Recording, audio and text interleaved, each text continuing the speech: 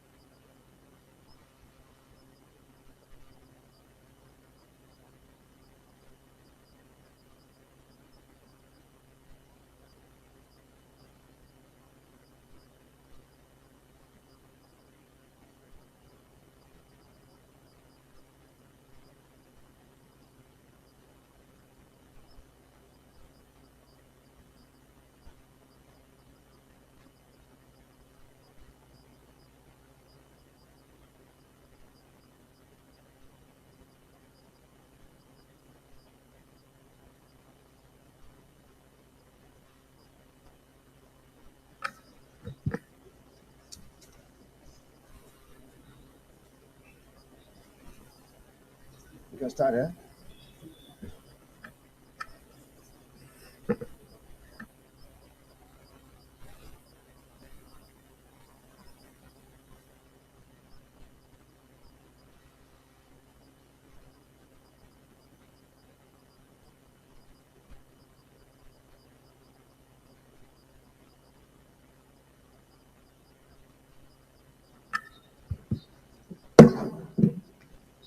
Can we start with the perusal of the rules and proceedings of yesterday in order to make sure that it captures the rules and proceedings of yesterday in order to make sure that it captures page 19, page 20, page 21, page 22, page 23, page 24, page 25, page 26, page 27. Senator Adebule Idiat, could you please move for the adoption of the rules and proceedings of yesterday?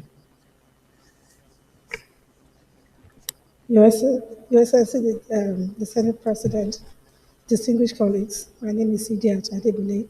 I rise to move that the proceedings of Wednesday, the 3rd of July,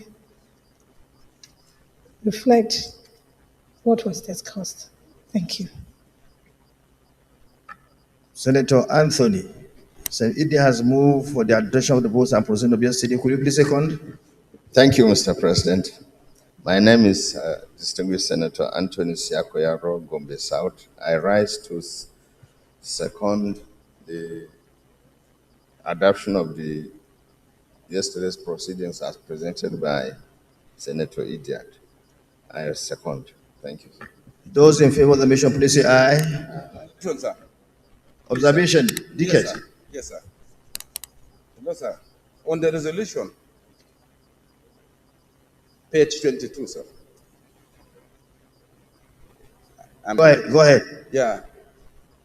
I have not seen them including my resolution for my motion to be joined to Senator Gorge's motion. And in the joining to Senator Gorge's motion, they pick one of my resolution that the Akwanga Jos,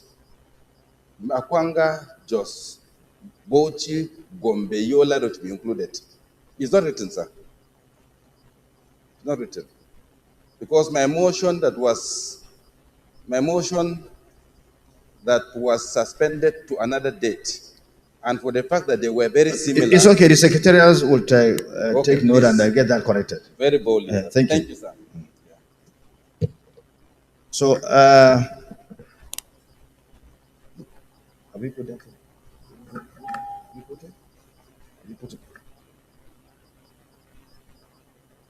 Okay, those in favor that the votes and proceeding of yesterday, the motion was moved by Adebole and seconded by Senator Anthony. As amended, those in favor that should be adopted, please say aye. Those against say nay. The ayes have it. The votes on proceeding yesterday is now adopted as amended.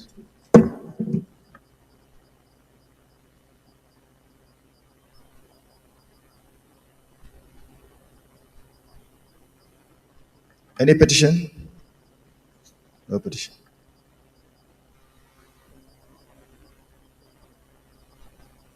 Sorry, there should be an announcement for the petition. Let me make the announcement.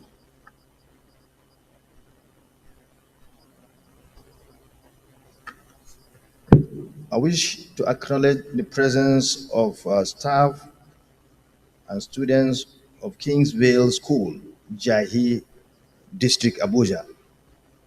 You are most welcome, leaders of tomorrow. God bless all of you. You may sit down.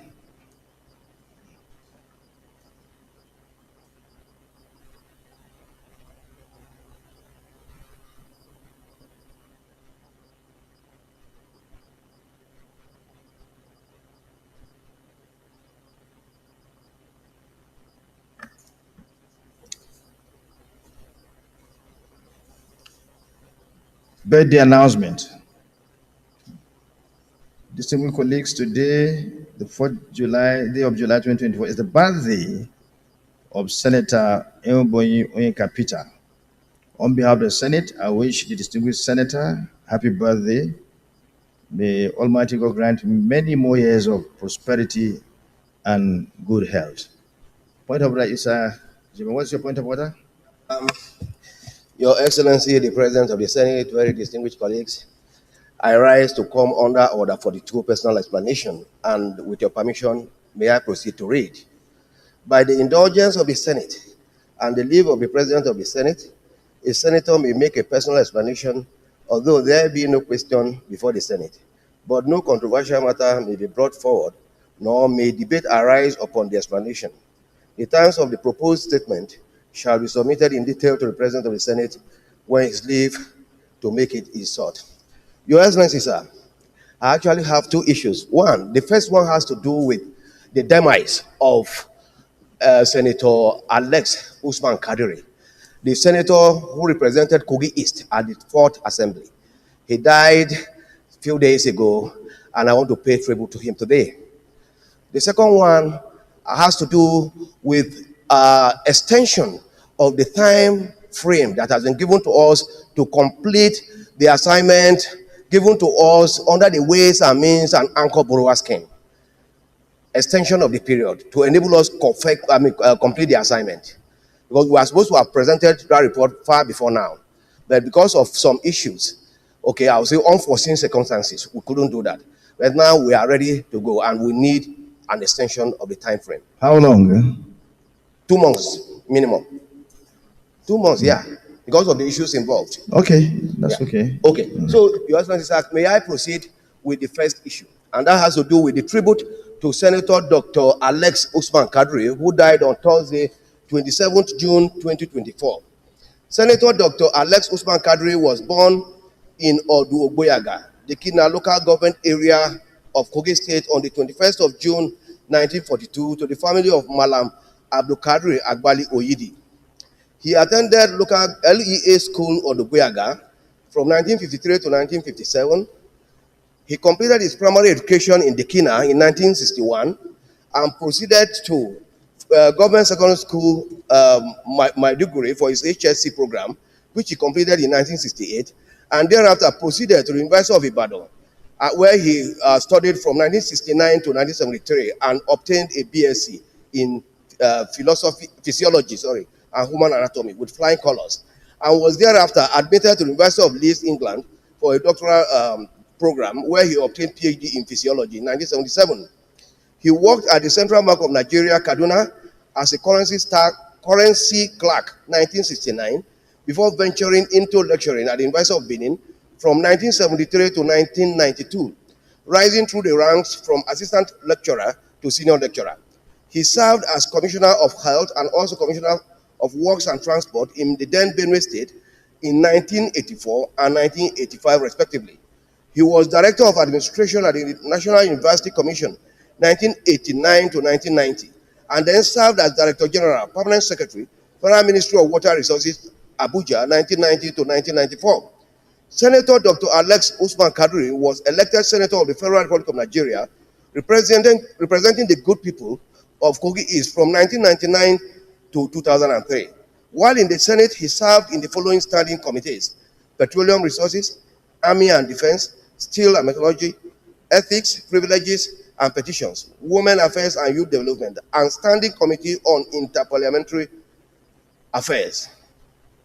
Senator Dr. Alex Usman Kadri chaired the negotiation between ASU and the federal government, which finally led to the signing of the ASU-FGN agreement on 30th June 2001. The 11-month-old ASU strike was called off thereafter. He worked tirelessly with the other members of the Education Committee and successfully got the entire Senate to pass several bills, such as the NECO bill, the University Autonomy Bill, amongst others. After leaving the Senate, Dr. Alex Kadri served meritoriously as the national chairman of the Nigeria Senators Forum from 2003 to 2010. He is a recipient of several awards, such as the J.F. Kennedy AC Competition 1968, Commonwealth Academy Scholar UK in 1977. The late senator was an associate member, Nigeria Institute of Public Relations, member Nigeria Institute of Management, and member Police Public Relations Committee, FCT. The late Senator Alex Kadri held the Igala traditional title of Ochala Ata of Igala Kingdom. He is survived by his wife, Lady Pauline Kadri, children and then grandchildren. The late senator will be buried at Odubuyaga, his hometown, on Thursday, 11th July 2024. Accordingly, the Senate resolves to observe a minute silence in honor of late Senator Dr. Alex Usman Kadri, and secondly, to pay condolence visit to his family at his Abuja residence. I so submit. Your Excellency, sir, with your permission, may I proceed with the ways and means? Just a page, half a page. No, I think you have requested that we should give you 2 months to get that done. So there's no problem. No, but I actually wanted to read, because so that it can be captured properly by the press. No, it has been captured. There's no problem. You just need an extension of time, right? So there's no problem. We are giving 2 months to submit your report. All right. Now, Senator Issa Jibrin came under Order 42, which does not allow for debate. And there are 2 prayers. One is to have a minute silence for our former colleague. Senator Alex Kadri is well known to us because he was one of the founding members of the 4th Legislature, 4th National Assembly, 4th National Assembly. We started off with him. I was in the House of Reps together with the former Senate President while he was a senator in 1999. He was a very good man, a gentleman to the core, very hardworking senator. It's sad that we've lost him, but that is life for you. To any time that it's time for us to go, each and of us will go. Is it the view of the Senate that we should pay tribute to him by observing 1 minute silence, and as well as sending a delegation to condole the family of our late colleague? Please, those in favor, please say aye. Those against say nay. The ayes have it. So can we now stand for 1 minute silence?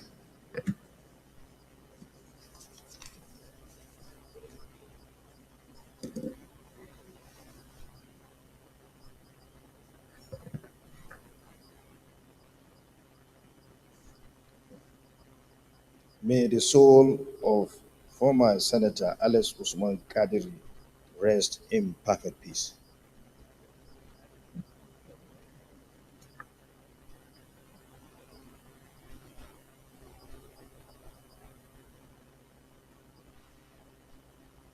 So, Leader of the Senate.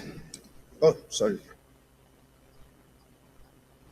Leader of the Senate. Your Excellency, the Senate President, distinguished colleague, the first business of the day is presentation of a bill standing in the name of Senator Ume Victor of Federal College of Skills Acquisition and Technology, Agulu, Anambra State, Establishment Bill 2024, SB 493. Mr. President, you may wish to invite the Clerk of Senate to read the short title of the bill. The Clerk of the Senate. Mr. President, distinguished senators, Federal College of Skills Acquisition and Technology, Agulu, Anambra State Establishment Bill 2024, SB 493, first reading.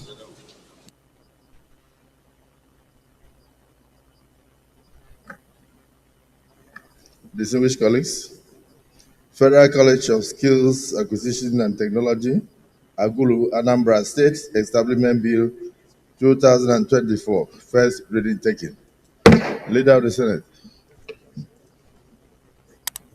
Your Excellency, the Senate President, distinguished colleague, the second business of the day is presentation of bill standing in the name of Senator Abaribe on the Constitution of Federal Republic of Nigeria 1999, Alteration Bill 2024, SB 494. Mr. President, you may wish to invite the Clerk of Senate to read the short title of the bill. Clerk of the Senate. Mr. President, distinguished senators, Constitution of the Federal Republic of Nigeria 1999 Alteration Bill 2024, SB 494, first reading. Distinguished colleagues, Constitution of the Federal Republic of Nigeria 1999 Alteration Bill 2024, SB 494, first reading taken. Leader of the Senate. Your Excellency, Mr. Senate President, the third business of the day is presentation of bill standing in the name of Senator Akitede Yunus on the Federal University of Geomatics, Oyo Establishment Bill 2024, SB 496. Mr. President, may wish to invite Clerk of Senate to read the short title of the bill. Clerk of the Senate. Mr. President, distinguished senators, Federal University of Geomatics, Oyo Establishment Bill 2024, SB 496, first reading. Distinguished colleagues, Federal University of Geomatics, Oyo, Establishment Bill 2024, first reading taken. Leader of the Senate. Mr. President, distinguished colleague, the fourth business of the day is presentation of bill standing in the name of Senator Joel Onawapo on the Independent Corrupt Practices and Other Related Offenses Commission, ICPC Act, Amendment Bill 2024, SB 497. Mr. President, you may wish to invite the Clerk of Senate to read the short title of the bill. Clerk of the Senate. Mr. President, distinguished senators, Independent Corrupt Practices and Other Related Offences Commission ICPC Act Amendment Bill 2024, SB 497, first reading. Distinguished colleagues, Independent Corrupt Practices and Other Related Offences Commission ICPC Act Amendment Bill 2024, SB 497, first reading taken. Leader of the Senate. Mr. President, distinguished colleagues, the fifth business of the day is presentation of bill standing in the name of Senator Salisu Shuaib Afolabi on Nigerian digital economy and e-government bill 2024 SB 498. Mr. President, you may wish to invite the Clerk of Senate to read the short title of the bill. Clerk of the Senate. Mr. President, distinguished senators, National Digital Economy and E-Governance Bill 2024, SB 498, first reading.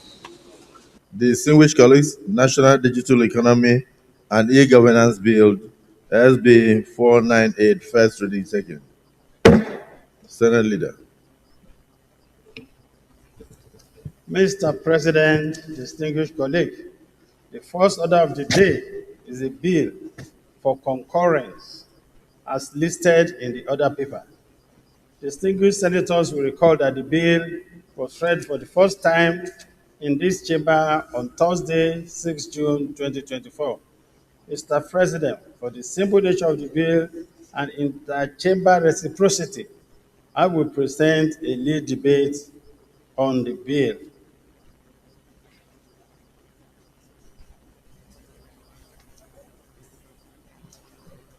You may proceed.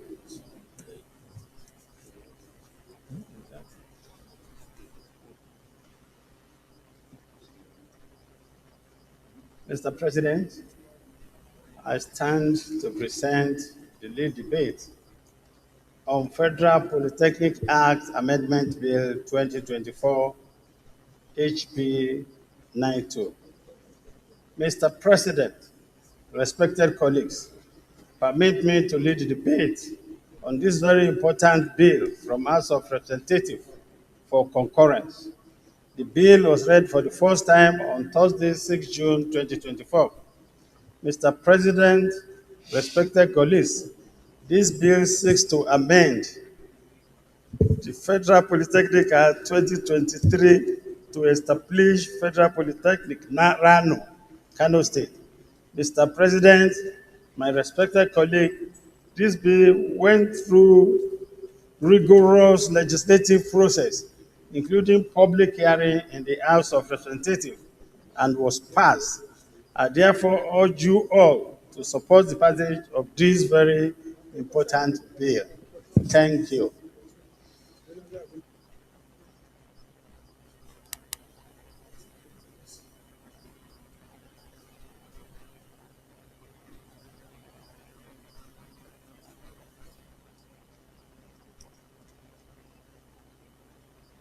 Distinguished Senator Banigo.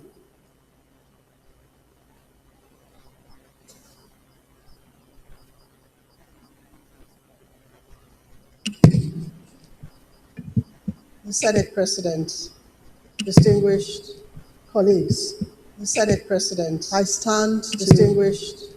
My name is Senator Dr. Banigo, representing Rivers West Senatorial District. I stand to support this bill on the federal lead debate on the Federal Polytechnic Act Amendment Bill 2024 HB 92. I hear support. Thank you. The bill seems very straightforward, so I think we should proceed to put the question, unless there is anybody that has any other contribution. None. Distinguished colleagues, those in favor that this bill be now read a second time, say aye, and those against say nay. The ayes have it. Clerk of the Senate. Mr. President, distinguished senators, a bill for an act to amend the Federal Polytechnics Act, Cap F-17, Laws of the Federation of Nigeria 2004, to establish Federal Polytechnic, Rano, Kano State, and for related matters 2024, HB 92, second reading. Distinguished colleagues, a bill for an act to amend the Federal Polytechnics Act, Cap 17, Laws of the Federation of Nigeria 2004 rather, to establish Federal Polytechnic, Rano, Kano State, and for related matters 2024. Second reading taken. Leader of the Senate.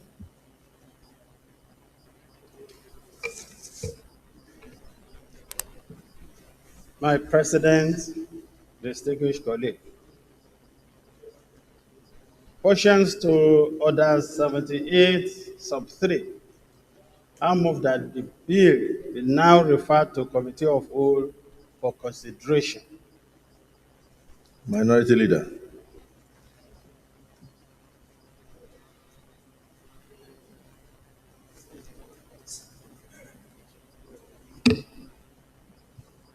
Mr. President, distinguished colleagues, I rise to second the motion that the bill be committed to the Committee of the Whole for consideration. I say second. Distinguished colleagues, those in support that this bill be committed to the Committee of the Whole for clause by clause consideration, say aye.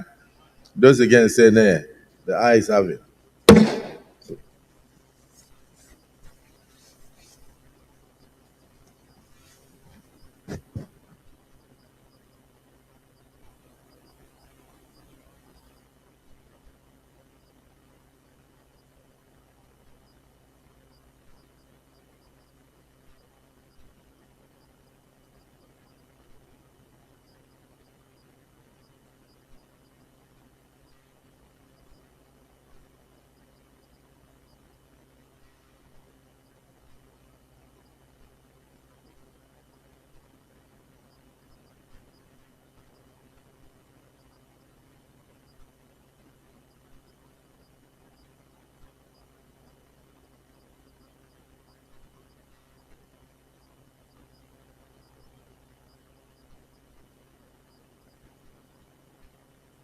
Cause trouble. Distinguished colleagues,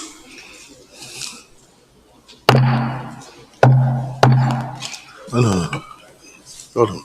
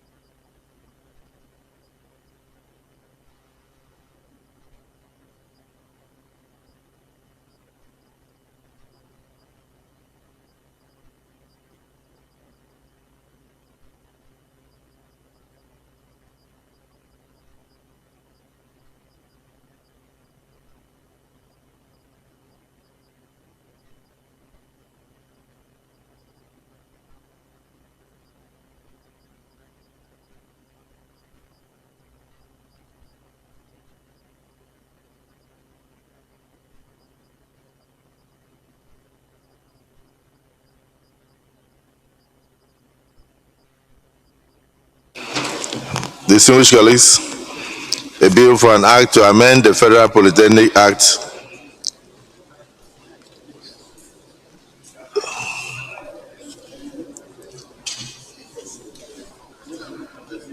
Cap 17, Laws of the Federation of Nigeria 2004, to establish a Federal Polytechnic Rano, Kano State, and for related matters 2004, clause by clause consideration. Clause 1,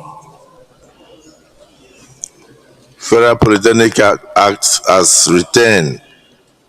Those in support that this be retained in the bill say aye. Those against say nay. The ayes have it. Clause 2, the amendment of the first schedule. Those in support that this be retained as enshrined in the bill before us say aye. Those against say nay. The ayes have it. Clause 3, that the bill, the short title, that the bill be cited as the Federal Polytechnic Rano, Kano State Amendment Bill 2024. Those in support of this short title say aye. Those against say nay. The ayes have it. Explanatory memorandum. Those in support of the explanatory memorandum as enshrined in the principal bill say aye. Those against say nay. The ayes have it. Leader of the Senate.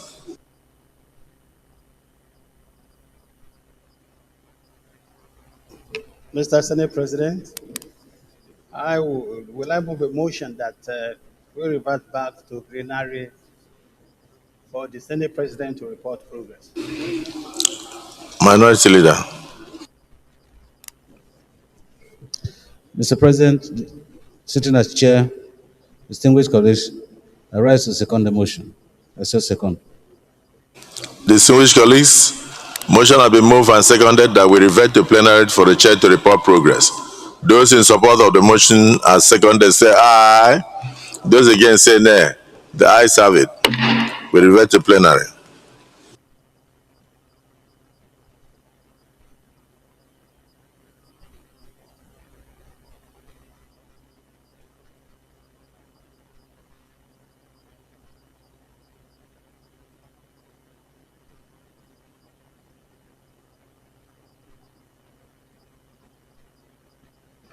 Distinguished colleagues,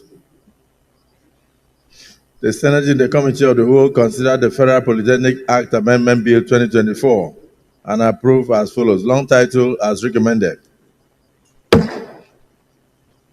Clause 1 to 2 as recommended. Short title, clause 3 as recommended. Explanatory memorandum as recommended. Is this a true reflection of what transpired in the Committee of the Whole?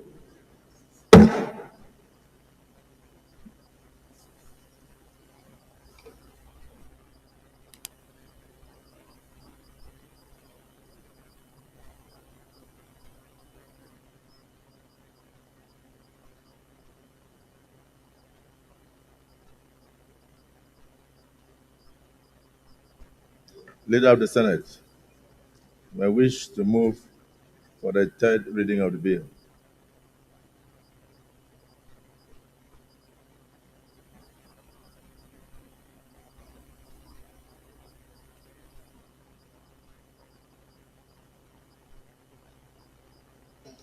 Mr. President, very distinguished senators of the Federal Republic of Nigeria, I rise to move that the bill be now read for the third time. I so move, Mr. President. Minority Leader. Mr. President, distinguished colleagues, I second the motion moved by the Majority Leader that the bill be read a third time. I so second. Distinguished colleagues, those in support that this bill be now read a third time say aye. Those against say nay. The ayes have it. Clerk of the Senate.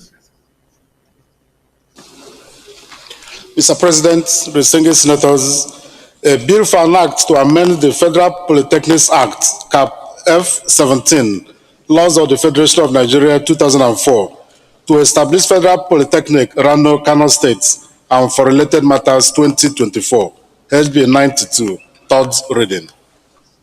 Distinguished colleagues, a bill for an act to amend the Federal Polytechnics Act Cap F17, Laws of the Federation of Nigeria 2004, and to establish Federal Polytechnic Rano, Kano State, and for related matters 2024. Third reading taken. Distinguished colleagues, a bill for an act to amend the Federal Polytechnics Act Cap F17, Laws of the Federation of Nigeria 2004, to establish Federal Polytechnic Rano, Kano State, and for related matters 2004. Third reading taken and passed. Let me thank all distinguished senators who made contributions towards this bill, and then invite distinguished Senator Kau to thank the Senate, because I do know that this polytechnic is cited not just in Kano, but in his senatorial district. I'm sure you are a very happy man today. Mr. President, my dear distinguished and respected colleague, Mr. President, I am Suleiman Abdurrahman Kau Sumaila, OFR, representing Kano South Senatorial District from Kano. Mr. President, quite all right. I am happy and I am delighted with this kind of legislation. A legislation that will promote a rapid development to entire Kano State. A polytechnic in Rano, the headquarters of Kano South Senatorial District, with 16 local government, 171 political ward, with almost 5 million population. It is serious, therefore I commend and I appreciate the effort of my colleague. Although it is a House bill, but this is a beauty of bicameral legislation. One chamber cannot in any way have a law or finish the legislation unless and until we do it jointly. We do our own part after the House finish their own. The bill was sponsored by one of our colleagues, Honorable Kabiru Rurum from Rano Federal Constituency. As this Rano, sir, is the headquarters of Kano South Senatorial District, I repeat it, and Emirate, headquarters of Rano Emirate Council. Thank you, Mr. President, and I am sure that Mr. President, our executive, will sign this legislation to have this kind of institute in my senatorial district. Thank you, my colleague. Thank you, Mr. President. Thank you, my colleague, DSP Senator Barrow Jibril, who do his own best in making sure that we have this kind of institution, the House leader and the entire leadership. Thank you, thank you, thank you. And of course, I have confidence and I commend Mr. President on his visionary and renewed hope agenda. It will help and it will promote as a development, Rano, Kano South, Kano, Northwest, and the entire Nigeria. Thank you, Mr. President. I so submit. Thank you, distinguished Senator Kau, particularly your last statement that you commend President Bola Ahmed Tinubu, GCFR, for his renewed hope agenda, which you believe strongly is in tune with the yearnings and aspirations of the good people of your senatorial district, and particularly the people of Rano and Rano Emirate, and that you are also sure that the renewed hope agenda will not only renew hope, but will bring prosperity and good education to the good people of your senatorial district. This is a wonderful speech. That is the beauty of the Senate. We are bipartisan. We are not interested in political party. I know you were elected on the platform of, is it ADP or NNPC or something. But I know that though the president is APC, that you are very happy with what the president is doing. And I commend you for the commendation. And I thank my distinguished colleagues for their contributions. Leader of the Senate.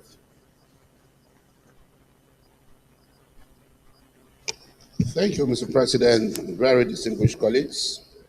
The second order of the day is the second reading of the Federal Medical Centers Act Amendment Bills 2024.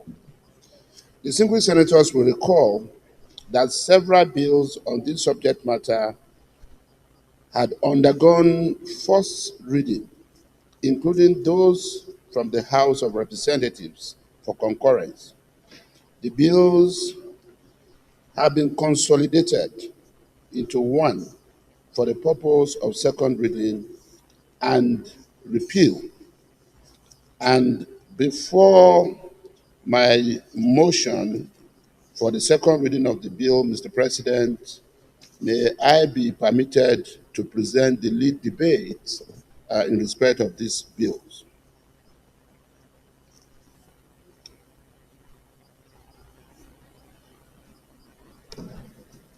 I thank you, Mr. President, for your permission. Mr. President, distinguished colleagues, permit me to lead the debate on the bill for an act to amend the Federal Medical Center Act 2022 to provide for the establishment of the federal medical centers across some parts of the country. Please see the attached bills. And for the purpose of clarity, Mr. President, which attached bills? Do you have, distinguished colleague, do you have attached bills? Yes. Okay. For the avoidance of doubt, Mr. President, the stated bills are contained in the second schedule to the Principal Act, which is proposed to be amended by inserting new bills at Federal Medical Center Rano, Federal Medical Center Okigwe, Federal Medical Center of Wian, Federal Medical Center Apugo, Federal Medical Center Igbora, Federal Medical Center Ogoja, Federal Medical Center Ngala, Federal Medical Center Guso, Federal Medical Center Ole, Federal Medical Center Untagora, Federal Medical Center Zuru, Federal Medical Center Potiskum, Federal Medical Center Deba, Federal Medical Center Uli, Federal Medical Center Bori, Federal Medical Center Ofa, Federal Medical Center Hadija, Federal Medical Center Dekina, Federal Medical Center Onitsha, and Federal Medical Center Kafanchan. The bills for the establishment of the federal medical centers across the country is informed by the need to bridge the existing gap between primary, secondary healthcare and tertiary healthcare delivery in Nigeria. The gap between primary, secondary, and specialist healthcare in Nigeria is this unfortunate situation has also compounded the challenge of maternal and infant mortality. Densely populated urban and rural communities are worst hit. Their poor economic situation makes resort to patronizing private hospitals near impossible. The federal medical centers are envisioned as multidisciplinary space for treatment, research, harnessing science, and developing innovative means of tackling the numerous health challenges bedeviling the nation. Additionally, when established, the centers will perform the following functions: to equip, maintain, and operate the center so as to provide facilities for diagnosis, preventive, curative, and rehabilitative service in medical treatment, to support and provide enabling environment for medical training of personnel as the board may consider necessary, to run an effective and cost-effective medical services to Nigerians, and to review and update medical findings and research from time to time. Federal medical centers established by this bill, Mr. President and distinguished colleagues, We provide services in specialized areas like neurosurgery, cardiology, urology, orthopedics, pediatrics, internal medicine, radiotherapy, ear, nose, and throat treatment, gynecology, psychiatry, nuclear medicine, and other fields of medicine that may be required by Nigerians. I therefore urge Mr. President and my fellow distinguished colleagues to take a giant step in the right direction by supporting this bill for second reading. I thank you, Mr. President and distinguished colleagues. Yes, distinguished Senator Issa Jibril.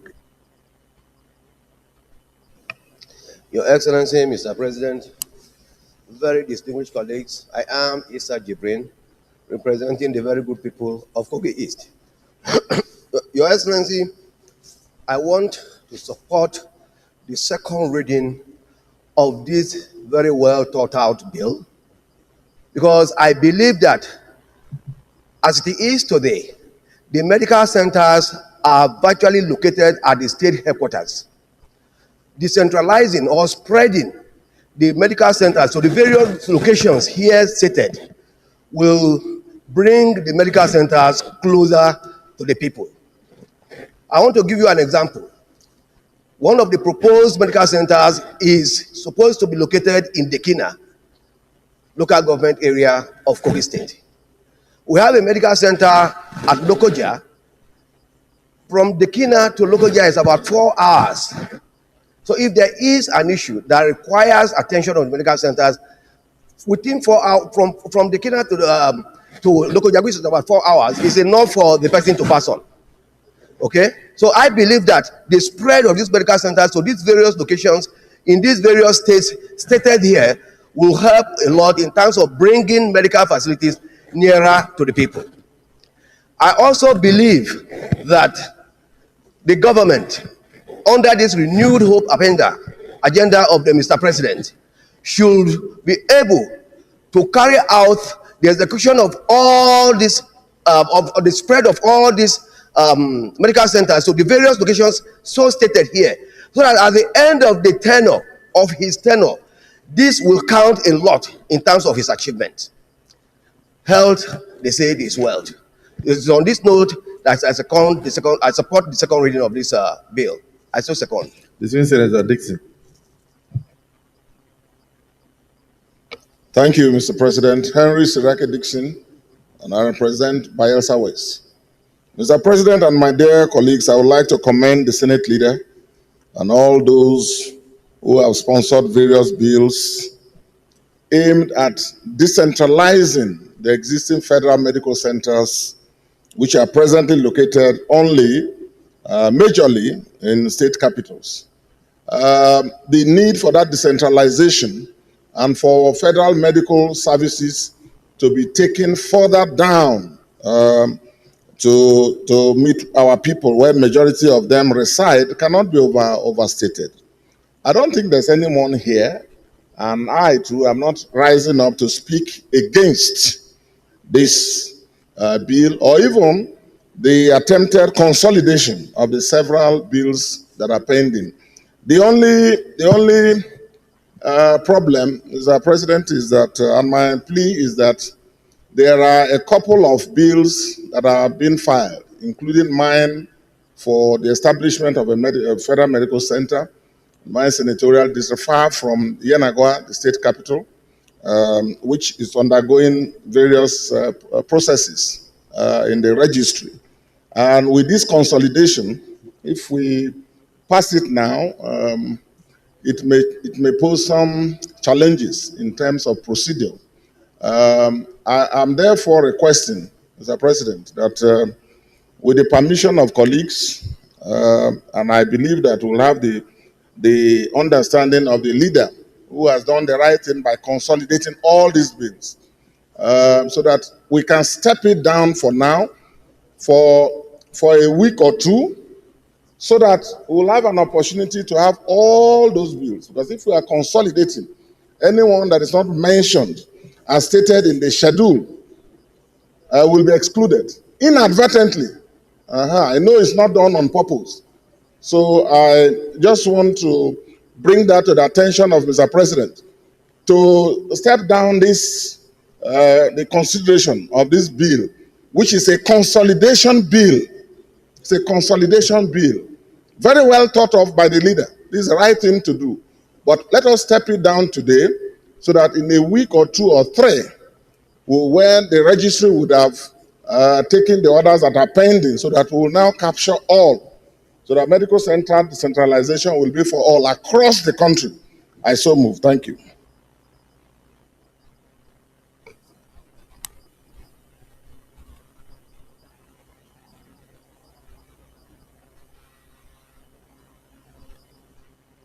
Senator Ekong Samson.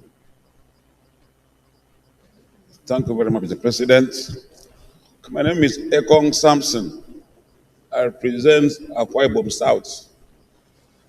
There is clearly good tidings for a bill like this. This bill deserves close attention and support. Whatever can broaden our access to health should be encouraged. It is well said that health is wealth.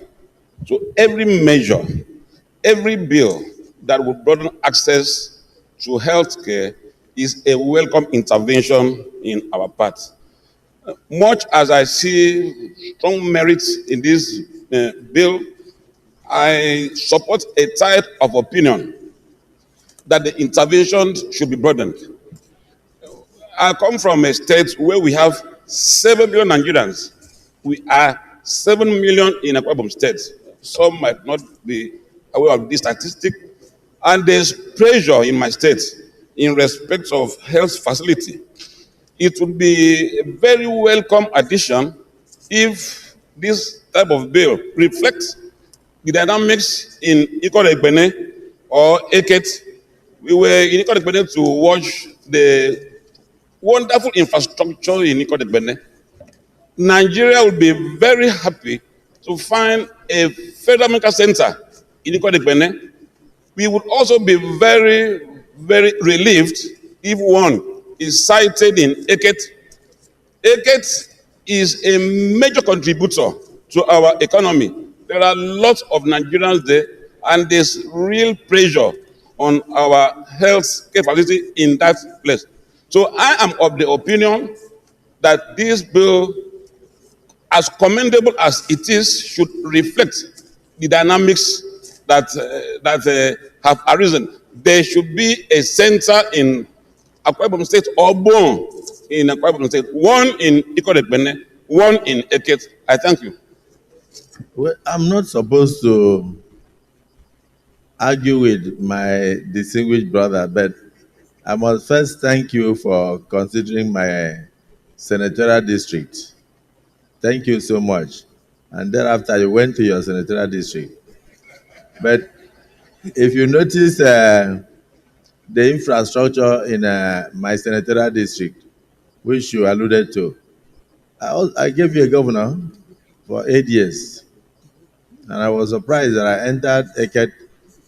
I did not see a single major legacy project to show that you had a governor for 8 years that ended in 2023. I'm not criticizing the governor, but probably he put them in your senatorial district because he did nothing in my own senatorial district. So if God gives you the opportunity to be in the Senate, sponsor a bill to establish a medical center in Eket, and please also add Ikoregbene. But if you don't sponsor it, it cannot come to this stage. Yes, distinguished Senator Buhari. Thank you, Mr. President. Buhari Abdul Fattah, or not. Mr. President, in supporting this bill, I just want to take you back to what happened at the Ninth Assembly. We presented same bills severally, all of us, particularly from my own senatorial at that particular time. and both houses passed the bill. We sent it for assent. Unfortunately, it was not assented to. That is the reason why we are bringing back the bill now into the consultation that the leader sponsored. Mr. President, if you look at the third paragraph of leader leading debate, and I read, the distance between the communities and tertiary healthcare institution, patients cannot access specialist hospital where their ailment can be properly diagnosed and adequately treated. It's one of the reasons why medical center was set up. And even in the act, it was put there that at least one must be in each state. Mr. President, in Oyo State, we don't even have any. I can even see my colleague now asking for the second time for Kogi. For the second one for Kogi. We don't even have any, Mr. President. And we are appealing that by the time the president is signing, he will be able to give us one in Oyo State, and that should be taken. You don't have one in your place? Come again, we don't have any. Is it part of this list? Yeah, it's part of it, sir. It's part of this It's list. part of this But list, you sir. are going to have one now. Come again? You are going to have one now. Yeah, God willing. God willing. And then So you are supporting it? I'm supporting it. Okay, I'm supporting it, Mr. President. Very good. And I'm happy about It's it. okay. Thank you, Since you are Mr. President. supporting it, no problem. Okay. Distinguished Senator, distinguished Deputy Senate President. Mike. Thank you, Mr. President. Permit me to commend the leader of the Senate for dating these bills because they are similar, the same, and this will allow for better processing and quicker, resolution of all things that have to do with these bills, so that they can be sent to Mr. President for his assent, because so many of them. Let me emphasize what Senator Issa Jibrin said about health. Health is wealth. We need, of course, to emphasize our will to make sure that we have the necessary healthcare entities in this country that will give that environment of good health to our people. Now, as we speak, every day, day in, day out, people travel out of this country for medical tourism, spending so much money, hard-earned foreign exchange, to go out there, outside the shores of this country, to seek medical attention. But when we have these number of have several health centers as being put forward in this bill, this will really help to bring specialist health institution closer to the people. As said by one of our colleagues, the distance between a local government, one local government, to a medical center that's available in the state takes 4 hours. So you can imagine if there's an emergency that requires specialist attention of medical practitioners, you could see that there will be a disaster. It's disastrous, to have that kind of situation, because one may even die before getting to where you presently have a medical health center. Especially health center. And I'm highly delighted that Rano is also part of where one of these medical centers will be situated. Rano is a center. Is the headquarters of Kano's South Senatorial District, a district that has 16 local governments, more than some states, but does not have a medical center. So when you have this medical center, it will really help saving the lives of so many people. So I commend Senator Kao Sumela for bringing this bill forward, for the sake of his people. I'm in tune. I'm also on the same wavelength on his desire to make sure that we have medical health center situated there, because Kano South is like a state, even more than some states, 16 local governments, and no specialist health institution in that area.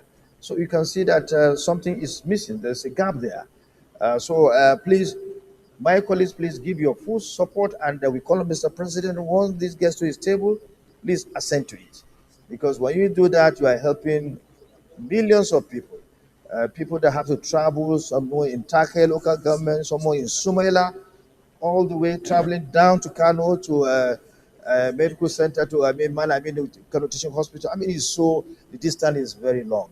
It's very long. And I'm sure Mr. President will, because we know he's someone who loves to provide for his people, somebody who is caring, a president who is very caring. Even when he was a governor of Lagos State, we know what he did there, in terms of all aspects of the lives of people of Lagos. I'm sure he will assent to these bills so that we can have these areas of medical specialist centers in all parts of this country. I so Mr. President. The Senator Mongono. Distinguished President of the Senate, distinguished senators, my name is Mohamed Tahir Mongono. I represent Borno North Senatorial District. My particular interest to comment on this bill is with regard to the Federal Medical Center Ngala, which is number 29 on the list. Ngala is not in my senatorial district. It's in Borno Central Senatorial District, the senatorial district of distinguished Senator Kakasho Lawan, who is unavoidably absent. He is on pilgrimage to Saudi Arabia. I want to inform this distinguished Senate that Ngala is a bordering community with Cameroon and is about 200 kilometers away from Maiduguri.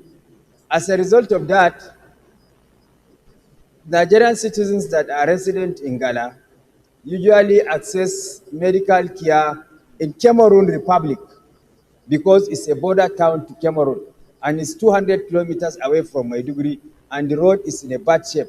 So citizens of Nigeria in this community access medical care in Cameroon. So the establishment of this medical center in Ghana will go a long way in discouraging Nigerians from accessing medical facilities in Cameroon with all the attendant problem that is associated with a non-citizen going to a foreign country to access medical center. So I commend the leader for that, and I urge the Senate to pass this bill with the speed of light. Thank you. The Senator Benga Daniel. Thank you very much, Mr. President. My distinguished colleagues, I'm Benga Daniel, representing Ogun East Senatorial District. I also want to commend the initiators of this bill and the spirit behind it.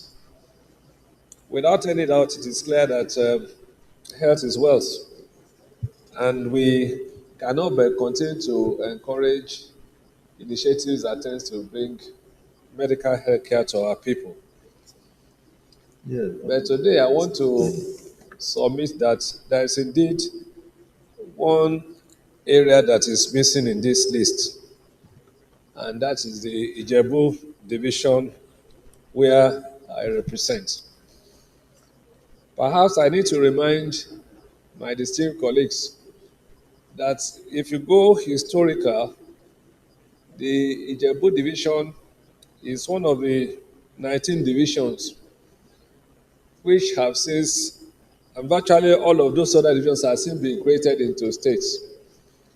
The Ijebu division is probably one of the largest arenas in what is now known as Ogun State. The Ijebu divisions, out of the 20 local governments in Ogun State, has 6 local governments, an additional 3 from the Rano side, making 9. So you can see that out of the 20 local governments of Ogun State, the division of Ijebu and Rano represents something close to 50%. We are happy that there is indeed one FMC in Abeokuta which is up and running. But the distance between that FMC and our people in Ijebu land, in addition to the not so good roads that we are running, can sometimes be up to about 3 to 4 hours.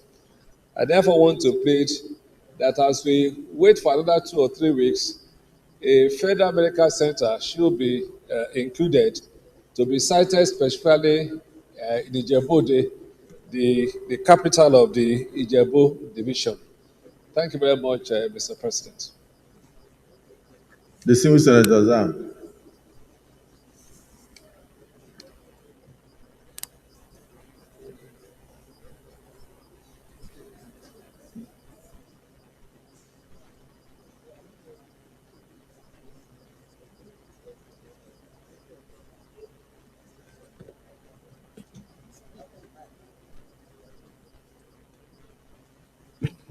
The Senate President, distinguished colleagues, I am Senator Dr. Titus Tatengezam. I represent the good people of Benue Northwest Senatorial District. Mr. President, I rise to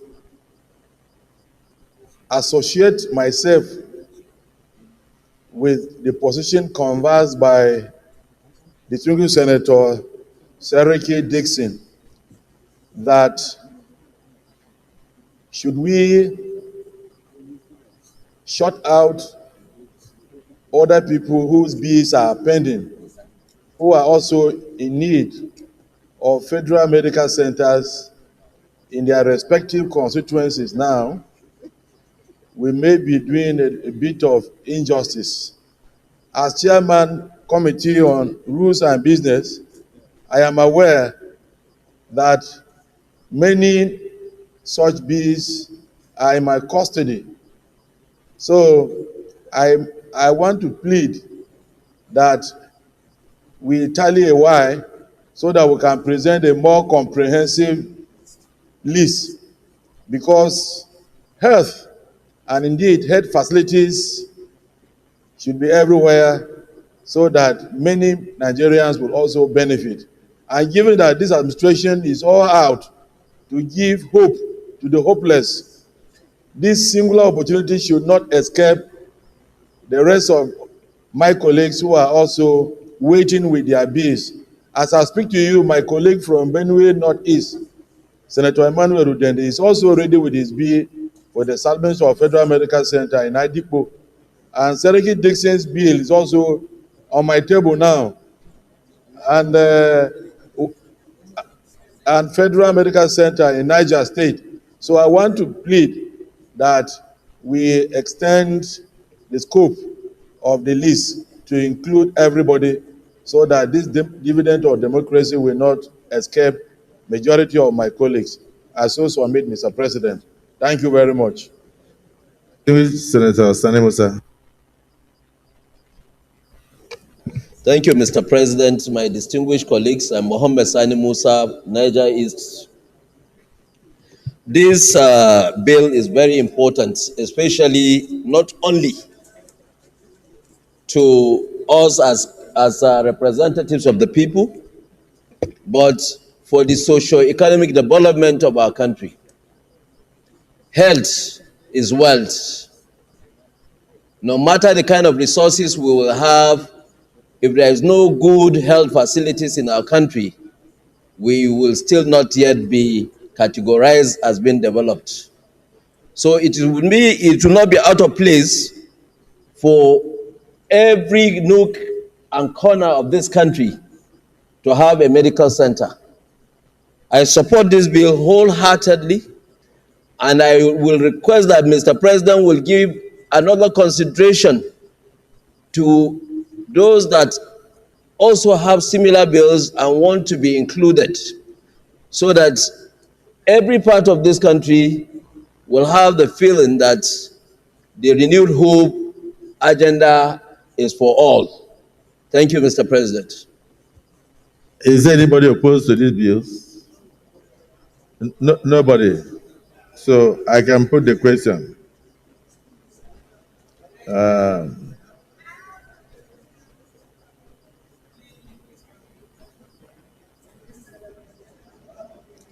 Those who support that these bills be now read a second time say aye. Those against say nay.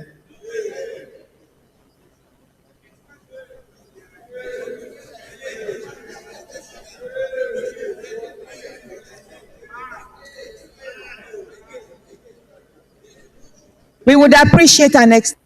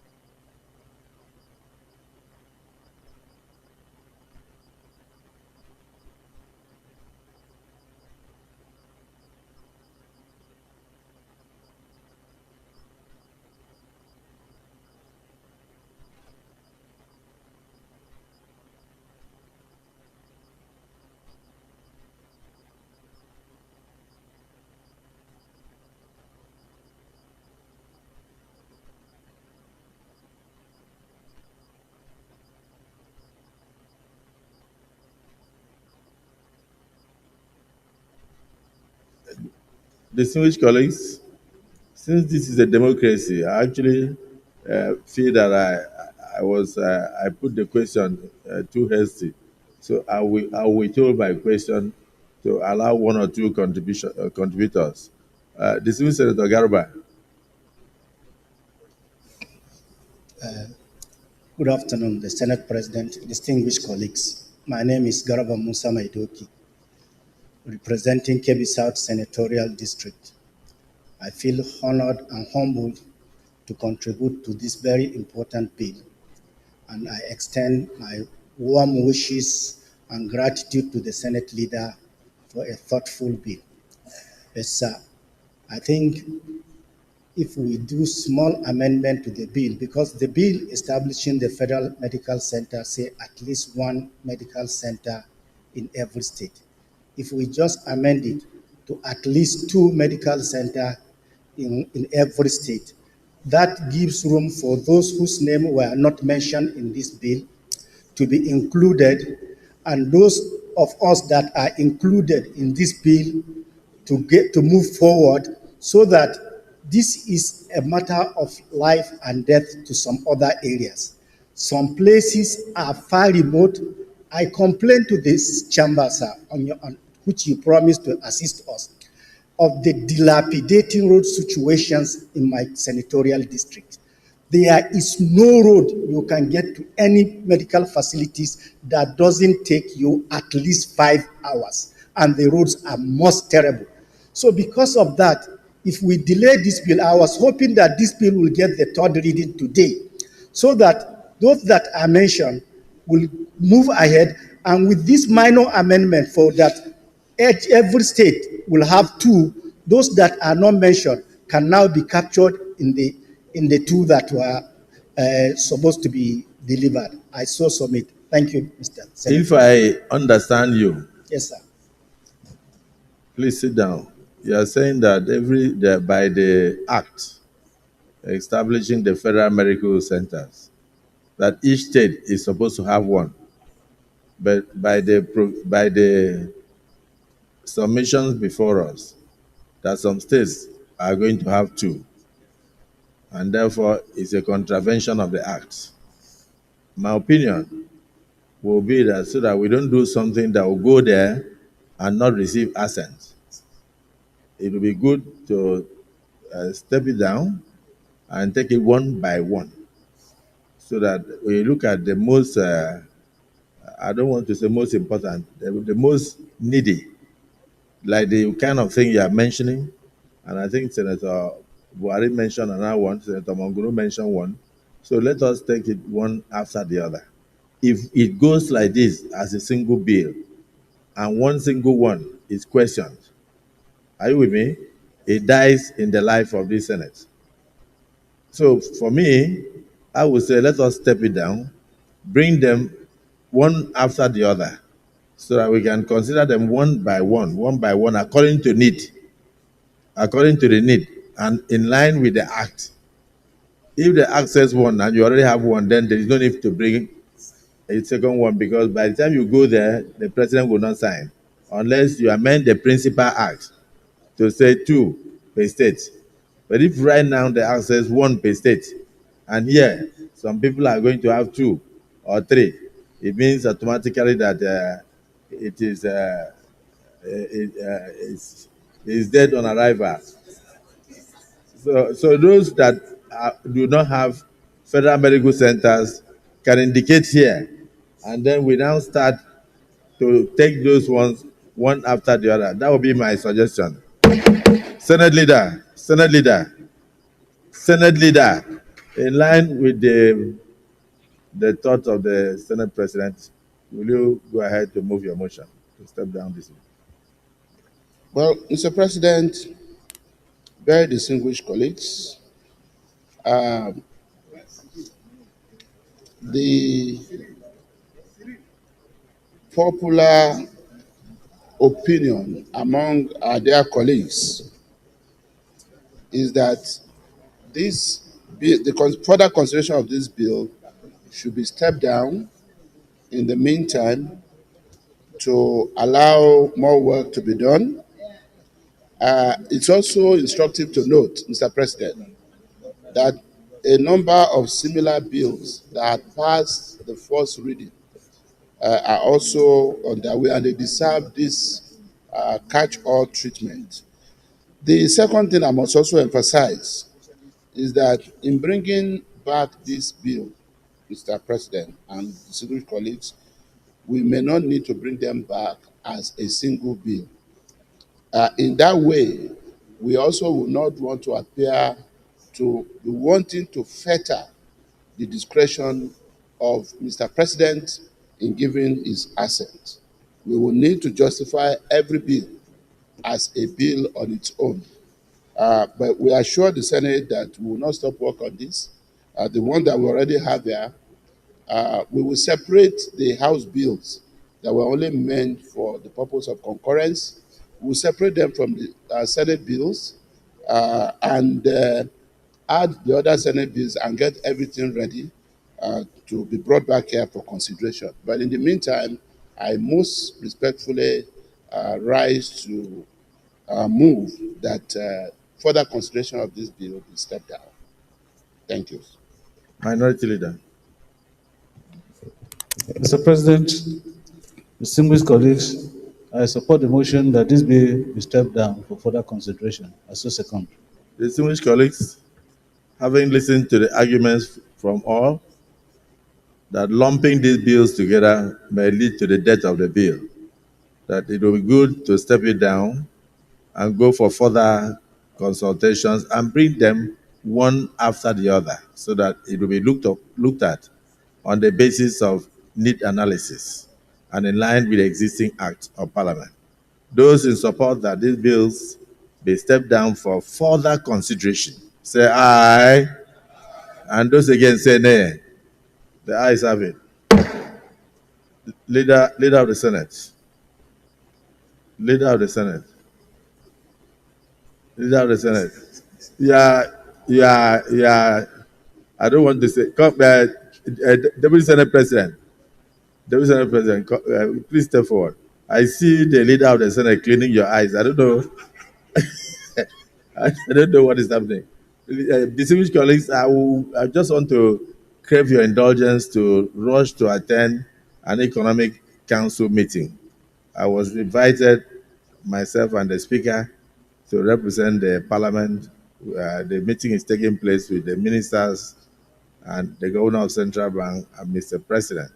So the Deputy Senate President will continue while I step aside. Those in support that the Senate President steps aside, say aye. Those against say nay. The eyes have it.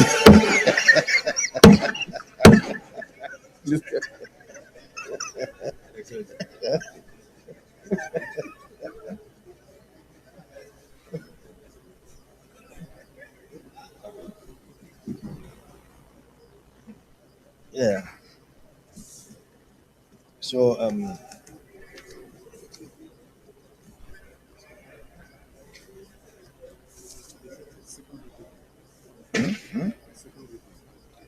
the leader of the Senate. Thank you, Mr. President. Very distinguished colleagues. It is The third order of the day is the second reading of the Police Pension Board Establishment Bill 2024 SB 294. Distinguished senators will recall that the bill was read the first time in this chamber on Tuesday, 19th March 2024. Mr. President, you may wish to invite distinguished Senator Yaro Binos Dauda to move the motion for the bill to be read a second time. Senator Yaro, the floor is to you. Point of order, Senator Now. What order? Order 42, 41. Are you sure you can come on that 41 at this stage? Certainly no.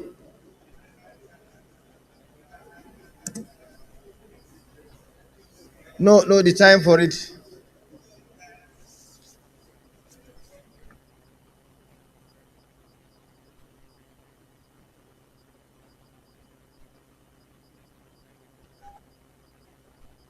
I'm sorry, we have we can't take that now. It's okay.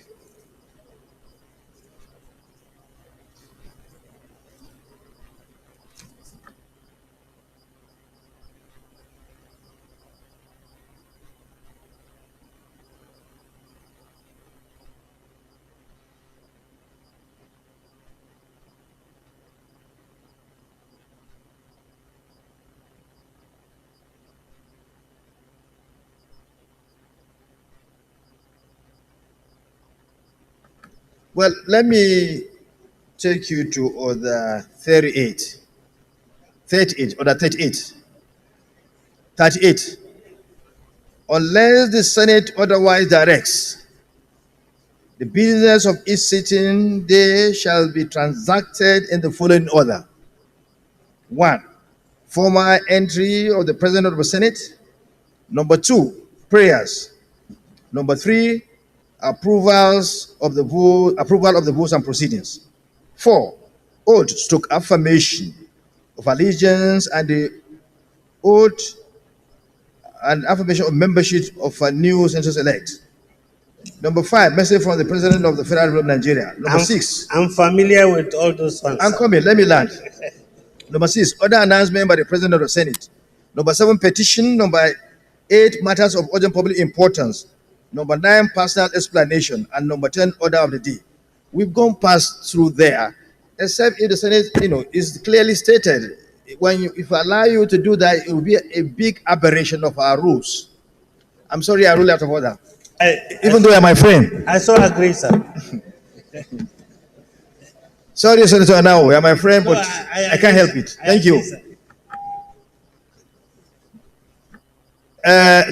Senator Binos Yaro, the floor is to you. Thank you, Mr. President, distinguished colleagues. My name is Binos Dauda Yaro. I represent Adamawa South. This bill is for the establishment of the Police Pension Board, SB 294. Mr. President, distinguished colleagues, this bill has been listed a number of times, and the bill has actually been circulated before. Permit me, therefore, to lead the debate on this very important bill, which seeks to establish the Nigerian Police Force Pensions Board to be called Police Pension Board, PPB, and other related matters. The bill was read the first time in these hallowed chambers on Tuesday, 19th March 2024. The Nigerian Police Force is the principal law enforcement and lead security agency in Nigeria. Designated by the 1999 Constitution as the National Police of Nigeria, the NPF has jurisdiction throughout the country. A pension is a fund into which a sum of money is added during an employee's employment years and from which payments are drawn to support the person's retirement from work in the form of periodic payments. The current pension arrangement of the Nigerian Police is under the Pension Commission by virtue of Section 5, subsection 1 of the Pension Reform Act of 2014. Mr. President, distinguished colleagues, I wish to clearly state that the Nigerian Police, even though it is the principal and premier law enforcement and security agency in Nigeria, it is left under the contributory pension scheme managed by the Pension Commission, unlike her counterparts in the Army, Navy, Air Force, Department of State Security, Defense Intelligence Agency, and the National Intelligence Agency, who have exited out of PENCOM by law to establish their own pension boards. The resultant inclusion and continuous stay of NPF in PENCOM has placed them on the wrong end of the post-service emolument life, even though the Nigerian Police is saddled with the responsibility of not only protecting the lives and property of the citizenry, but also detecting crimes, preventing crimes, investigating crimes, and prosecuting offenses. A cursory look at the difference between the pension and gratuity benefits of the Nigerian Police and our counterparts in the military shows, for example, the benefit of a Deputy Superintendent of Police, DSP, under the current pension scheme is 2.5 million naira, and that of the Assistant Superintendent of Police, ASP, is 1.5 million naira, while the equivalent of DSP in the Army, that is Captain, Navy, Lieutenant, Air Force Flight Lieutenant, and the DSS Captain are paid 12.8 million naira and 10.3 million naira respectively. This means, Your Excellency and distinguished colleagues, the Nigerian Police Force is receiving the equivalent of 19.5% pension benefit of their colleagues in the sister agencies. The broad objective of this bill is to bring equality, equity, and justice in the payment of pension between the police and our sister agencies, while boosting the morale of the serving personnel and equally to enhance the standard of living of the retired personnel of the Nigerian Police Force. In line with Order 76, subsection 3 of the Senate Standing Order 2022 as amended, the financial implication of the bill is hereby attached. This bill will cover land acquisition, construction, and a befitting pension office, equipment and software development for the Police Pension Board. Therefore, Mr. President, distinguished colleagues, it is my prayer and ardent call that you consider the plight of the police, Nigerian police, who are desirous of living a quality life after serving the country through enhanced post-service emoluments by supporting this bill. I hereby, therefore, move for the second reading of the bill. I so move. Thank you.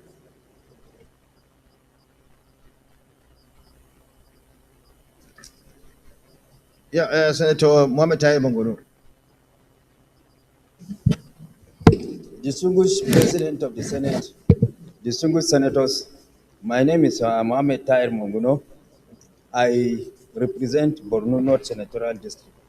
Mr. President, distinguished senators, this bill is apt and germane, especially against the backdrop of the role that the Nigerian police plays in the performance of the primary duty of government, that is the protection of life and property of individuals. That is the primary responsibility of the Nigerian police, while the military is that of defending the territorial integrity of this country.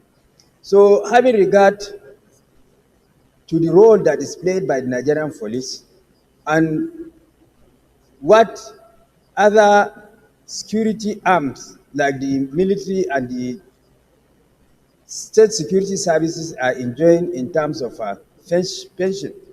I think mutatis mutandis, it should apply to the Nigerian police, because what is good for the goose is equally good for the gender. The disparity between what the Nigerian police earns as a pension and other sister organizations earn is quite wide. And therefore, what this bill seeks to do is to bring them at par with what other sister organizations are earning. And as I said earlier on, in view of the very primary role that they play, and which is the primary responsibility of government, I think they should equally enjoy what other sister organizations are doing. And I urge my colleagues to support the second reading of this bill. Thank you.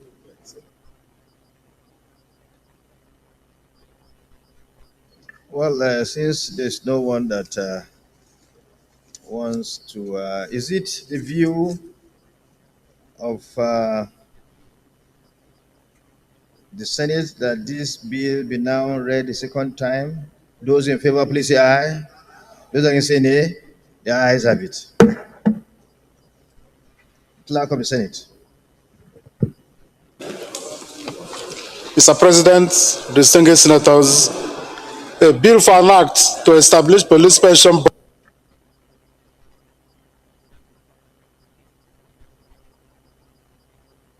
Second reading.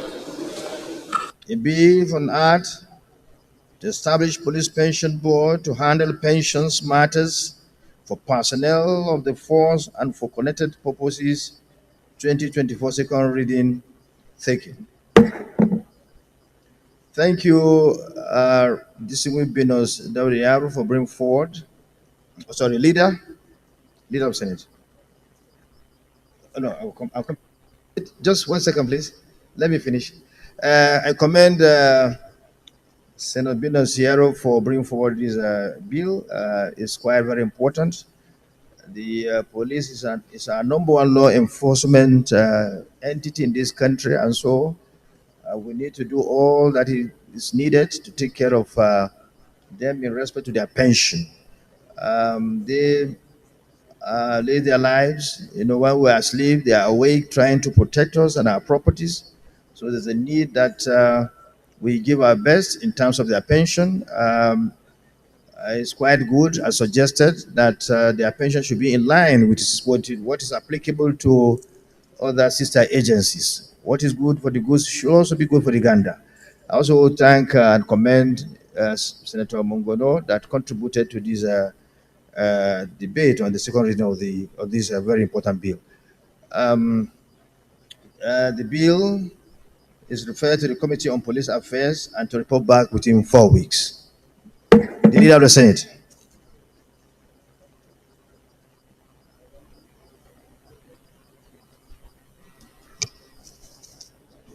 Mr. President, very distinguished colleagues, the fourth order of the day is the second reading of the Nigerian Railway Corporation Act Amendment Bill 2024, SB 09.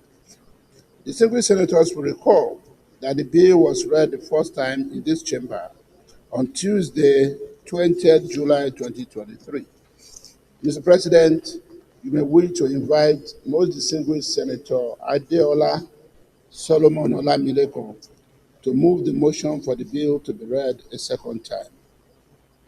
Senator Solomon Olamilekon Adeola, the floor is either to you to move the motion for the second reading of this important bill.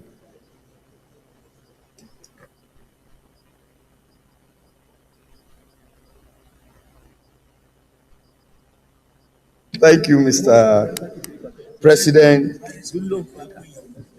Very distinguished colleague, Adeola Solomon Olamilekon, representing the good people of Ogun West Senatorial District in the Senate of the Federal Republic of Nigeria. Mr. President, the debate on the Nigerian Railway Corporation Act Amendment Bill 2024 SB 09 sponsored by my very humble self.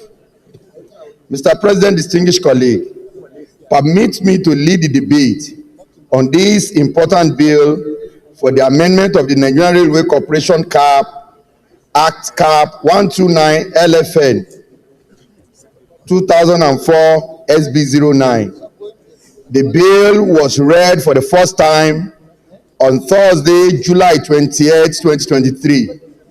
This bill seeks to amend the Nigerian Railway Corporation Act to include insurance fee, thereby providing adequate insurance cover for passengers and goods against any damage that may occur while transiting or transacting with the Railway Corporation and for other related matter.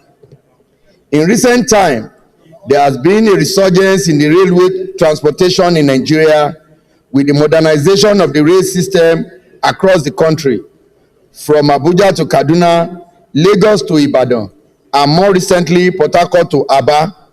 Passenger board train as an alternative to other mode of transportation. Goods in bulk are also now being transported by trains on our rail tracks. However, a critical gap exists in the current system: a lack of comprehensive insurance coverage for passengers and goods using the services of the Nigerian Railway Corporation. On March 28, 2022, the Daredevil bandits attacked a train service from Abuja to Kaduna at Katari in Kaduna State. The train derailed, and beyond the damage to the rail track, coaches, and trauma of eventual kidnap of some passengers, about 8 persons lost their lives, including a young medical doctor, Chinendo Megafu, 2 lawyers, Barrister Tibile Mogusu and Barrister Musa Lawa Ozigi, the Secretary General of the Trade Union Congress, the TUC. There was no insurance cover of any kind for these passengers, as the Nigerian Railway Corporation Act does not provide for such. Mr. President, distinguished colleague, navigating the transportation landscape in Nigeria involves an inherent level of trust. Passengers place their safety and belongings in the hands of various transportation providers.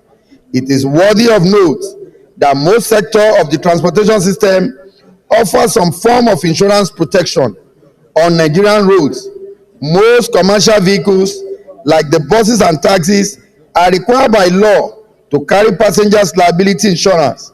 This insurance offers financial compensation to passengers in case of accident, injuries, or eventual death. Similarly, air travels in Nigeria is backed by a robust insurance policy. Mandatory railway passengers and goods insurance will be a game changer. Imagine boarding a train knowing you are finally protected in case of any accident, injuries, or even death. Insurance could also cover loss or damage of goods, providing peace of mind for businesses and individuals. Moreover, the benefit extends beyond immediate financial protection. A robust insurance scheme will incentive the NRC to prioritize safety measures. Knowing passengers and cargo are insured could lead to improved service delivery. This, in turn, could boost confidence in the railway system, potentially attracting more passengers and cargo volume for the Nigerian Railway Corporation. Mr. President, distinguished colleague, there will be the issues of cost of insurance in terms of premium. The amendment process shall explore ways to make insurance affordable to everyone. Graduated premiums based on travel distance, class of service, or declared value of goods will be factored into the calculations and charged accordingly. Additionally, the cost of insurance premium can be factored into the ticket and freight pricing structure to minimize financial stress on the Nigerian Railway Corporation. Ultimately, implementing a mandatory railway passengers and goods insurance is an investment in a safer, more reliable Nigerian railway system. By providing financial security for passengers and shippers, the Nigerian Railway Corporation can inspire greater confidence, attract new customers, and contribute to more robust and efficient transportation sector for the nation. This lack of insurance discourages some potential passengers from choosing train travels. The absence of financial protection can be deterrent, and especially for those with limited resources.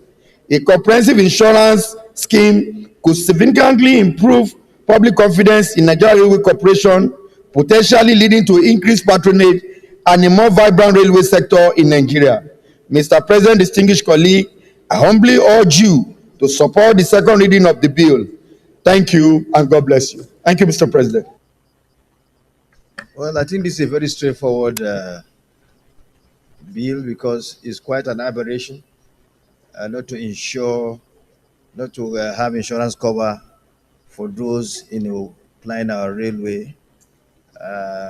Just like the air travel, you have insurance cover. You can't travel through our airways. I mean, through our airports, through using our airways. Airport of using flights without being covered by insurance. So it's very straightforward. But if anybody wants to say something, Senator Abdullahi Yahya.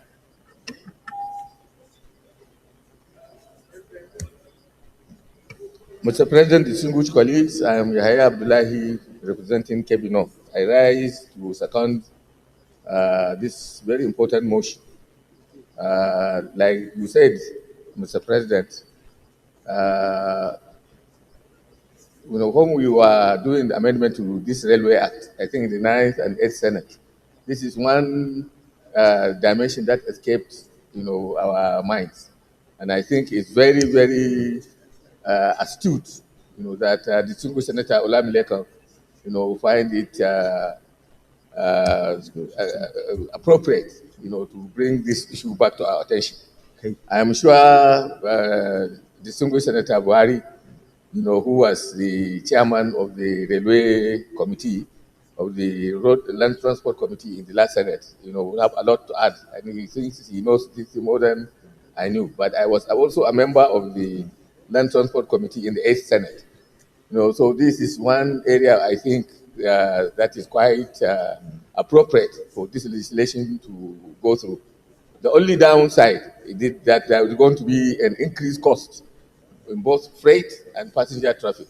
But I think this, the bill and the importance of the bill far outweigh, whatever increases, are going to come as a result of this amendment. Therefore, I write to second the motion and also urge my colleagues to do the same. Thank you for giving me the opportunity. Senator Abdul Fattah Buhari, you were the chairman when the bill was passed. It was your fault you didn't include that. So, but let me hear from you. Let us hear from you. Mr. President. So, sorry, it wasn't your fault. It was an aberration. It was you forgot.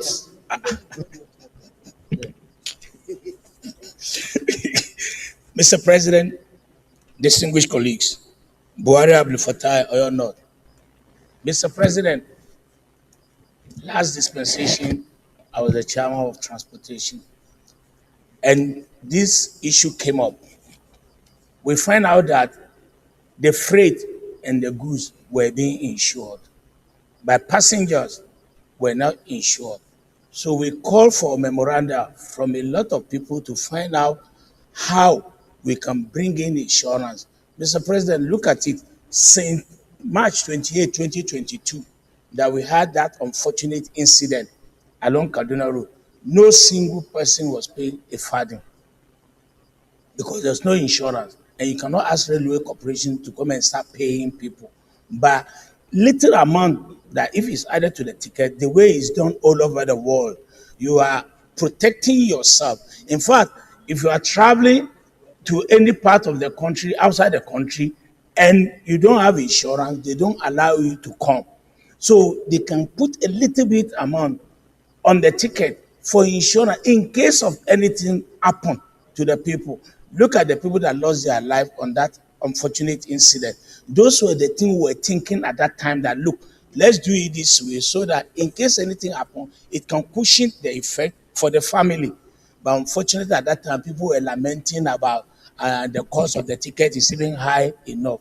But with the situation we find ourselves now, I think it is very important we put insurance on the way we put it on the goods and then the freight. We should put it on the passenger in case of incasity. Thank you, Mr. President. Thank you, Senator Boy. That's why it's always good to hear from both sides or hear from someone before you make judgment. You actually tried to convince those that were around that that should be done, but they didn't do it. But we could see what happened. We saw what happened when several people lost their lives. So I think it's something that's straightforward. We'll just put the question because it's something that is there anybody who's against that? Are you against it? Okay, 1 second. Thank you, Mr. President. I'm Benson, Senator Benson Friday Kombowe, representing Bayelsa Central Senatorial District. Mr. President, I'm in full support of what has been presented here, but just want to bring to the fore of what travelers from Bayelsa and Delta State suffers before getting to Abuja. And it's in line with what has been presented here. And that is why I'm bringing it up. What we experience is not very palatable. Travelers using the train from Delta State have to move from Delta to Kogi State, somewhere near Kogi State. And that is where the train terminates, or that is where travelers have to terminate. And we have to be taken with buses. After you have used train, they have to bring you to Abuja with buses. And I don't know the workings that have led to that. I just want to bring it to your knowledge so that those who are concerned will be able to do justice to the work that will connect travelers from Bayelsa and Delta straight and straightly to Abuja. Thank you very much, Mr. President. Senator Nelda, 1 minute. Round it up. Thank you, Mr. President. Distinguished colleagues, Neda Imaswe representing Edo South Senatorial District. I'm very happy to support this bill for 2 reasons. One of which is that to have passengers traveling from one point to another within our territory and not having them have insured is in itself a risk. As one of our colleagues said before, given this kidnapping and bandits attacking trains, we hope it doesn't happen again, and then having lives lost or some kidnapped and all that. These are the things that insurance envisaged and also cover. It's not just the coverage of property, but also of persons. And so it is a bill that is well thought out, and I urge our colleagues as well to fully support this bill. Thank you, Mr. President. Thank you very much. Those in favor that this bill be now read a second time, please say aye. Those against say nay. The ayes have it. The clerk of the Senate. Mr. President, distinguished senators, a bill for an act to amend the Nigerian Railway Corporation Act, Cap N129, Laws of the Federation of Nigeria 2004, and for other related matters 2024, SB 09, second reading. A bill for an act to amend the Nigerian Railway Corporation Act, Cap N129, Laws of the Federation of Nigeria 2004, and other related matters 2024, second reading thinking. The bill is referred to Committee on Land Transport and to report back within 2 weeks. Let me commend the sponsor of the bill and Senator Lame Lekon for bringing forward this bill. It's something. It was a big omission, but it's good now that it has been brought forward, and I'm sure, by the grace of God, Mr. President will assent to it because it's in line with international best practice. There's no way you can travel in other climes without having insurance. It's not possible, whether by rail, whether water transportation, land transport, everyone. It must be insured. And going by the fear people have on a rail system because of what the bandits did some years ago, I'm sure this will boost confidence. People now like to travel, having been shot, they will feel that even if there's if something happens, at least they have somewhere to fall back on. So I think we commend you very well, and we commend all those that contributed. Leader of the Senate. Mr. President, distinguished colleague, the fifth order of the day is presentation and adoption of the Conference Committee report on the Judiciary Office Holder Salaries and Allowances, Bill 2024 SB 419.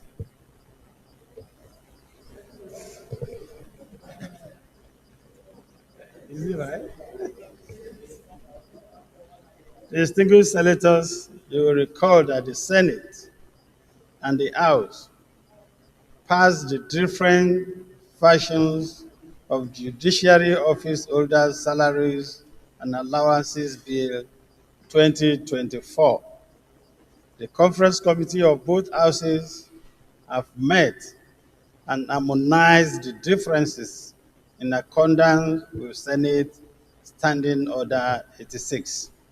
Mr. President, with your permission, I move the motion for the Senate to adopt the conference report. I so move. Minority Leader.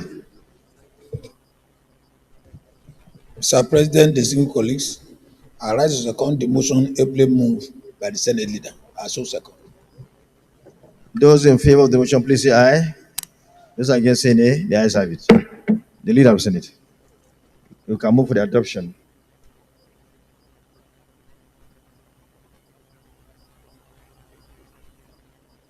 Please present the report and then present the report.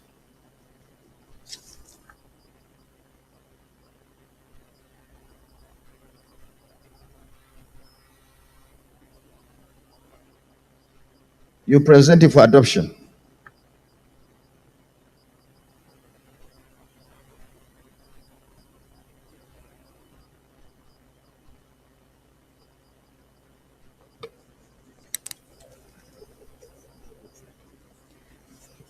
Your Excellency, Mr. Senate President, report of Conference Committee on a bill for an act to prescribe the salaries, allowances, and fringe benefits of judicial office holders in Nigeria and related matter, Bill. Excuse me, the chairman will present. It's not around. The chairman is there. Chairman, go ahead.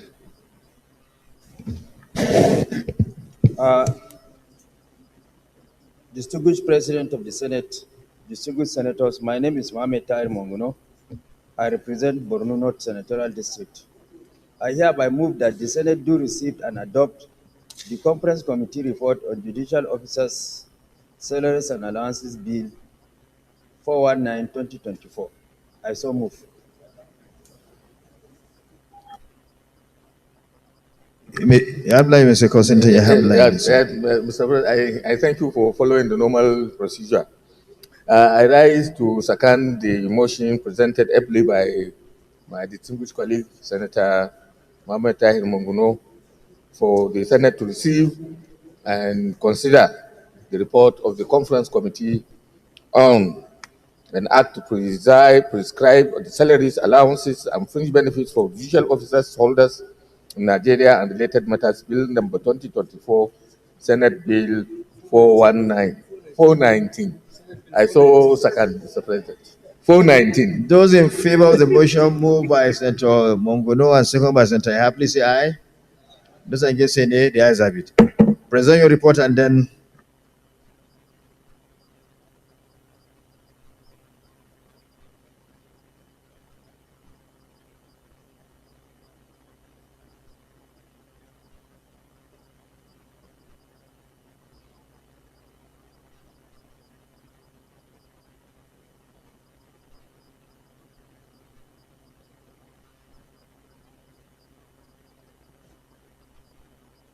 Mr. President, distinguished senators, as rightly alluded to by the leader of the Senate, after passage of the bill, there is difference between the Senate version and the House version. Consequently, as our rules demands, a conference committee was set up between the House and the Senate.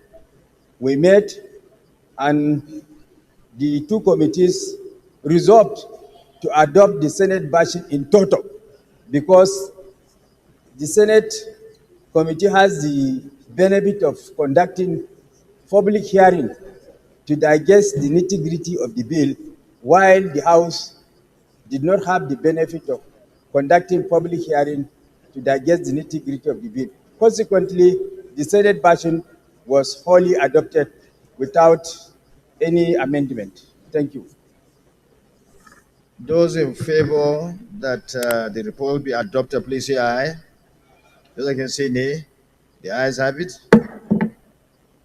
The report is hereby adopted, and I thank you very much for, on behalf of the Senate, on the work you've done by conducting the conference in record time and getting everything concluded in respect of this bill. We commend you. You've been a very hardworking chairman. Any duty given to you, always do it diligently and the best manner possible. Thank you very much. The leader of the Senate.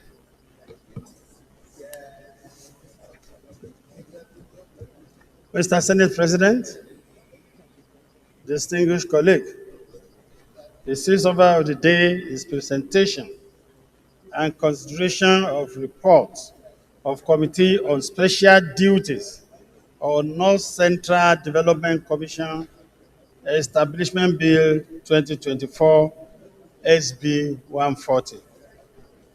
Distinguished Senator will recall that the bill was referred to committee on Wednesday, 24 February 2024. Mr. President, you may wish to invite Senator Kaka Shehu, Chairman of the committee, to move the motion for presentation and consideration of the report. Senator Kasho, you may move your motion. Unfortunately, Kasho is not around. Is the chairman around? Okay, Senator, you can go ahead. You move the motion. The floor is yielded to you. You can move on. Thank you, Mr. President. Incidentally, I'm the Vice President of the committee, and the Vice Chairman of the committee. Mr. President, I hereby move for Senate to receive the report of the Committee on Special Duties on the North Central Development Commission Establishment Bill 2024 SB 140. I so move.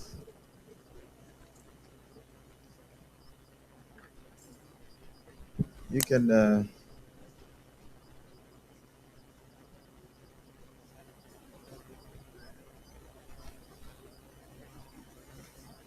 a second, please.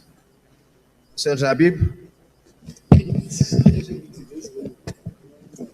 Mr. President, my highly respected colleagues, I support the receipt and adoption of the report for North Central Commission for consideration. I so support. Thank you. Those in favor of the motion, as moved by the Deputy Chairman of the committee and seconded by Senator Habib Musa, please say aye. Those against say nay, the ayes have it. You may read your report. You may present your report.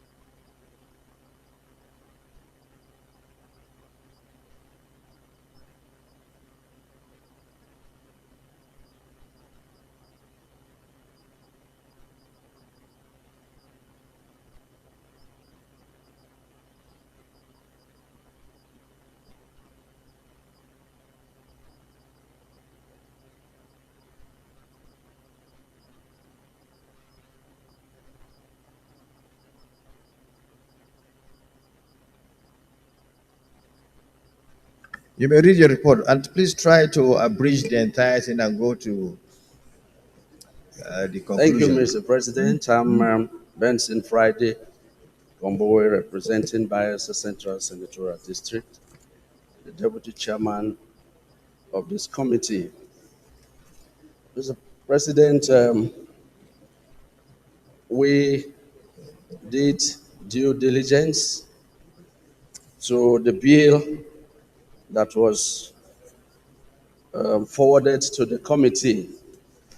Appropriate measures were taken, and committee used parameters and methodologies to ensure and in fact deliberated extensively and ensure that all areas were particularly looked into. And observations were that the contemplation as well as the drafting of the bill aligns with the required and acceptable drafting standards. Two, that the intent and purport of the bill are well structured and strategically streamlined for the socio-economic development of the North Central geopolitical zone of this country. And three, that the establishment of the commission will bring the federal government closer to the North Central states, as well as meet the yearnings and aspirations of the people. As all of us are aware of the happenings and times that the people of the North Central suffers. So it's recommended that the committee, having considered the proposed bill and taken into account its relevance to the development of the North Central geopolitical zone of this country, hereby recommends that the Senate do consider and pass the Northwest Development Commission Establishment Bill 2024 SB 140. I so move, Mr. President. North Central. Sorry, North Central. You had moved already. So anyone that wants to contribute, I don't think there's much to say here because we have. So there's the leader of the Senate. Can you move motion for us to go to the committee of whole to go for the constitution whole by clause aspect of the bill?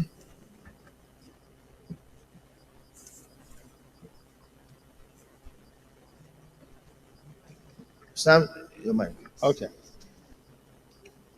Mr. President, I stand up to move a motion for the Senate to resolve into committee of whole to consider the reports. The minority leader. Thank you, Mr. President.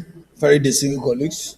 I like to second the motion moved by the Senate leader that the House resolve to the committee of whole to consider the report presented.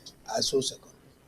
Those in favor of the motion moved by the leader and second by the minority leader, that the Senate moves to committee of whole to consider the report, please say aye.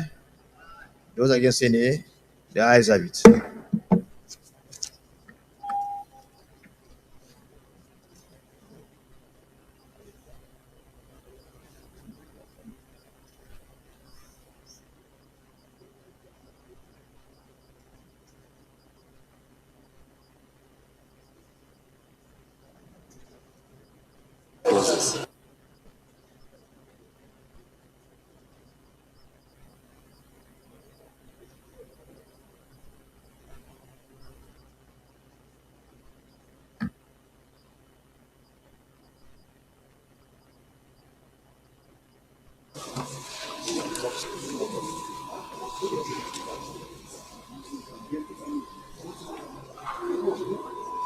Those in favor that clauses 1, 2, 3, 4, 5, 6, and 7 should stand part of this bill, please say aye.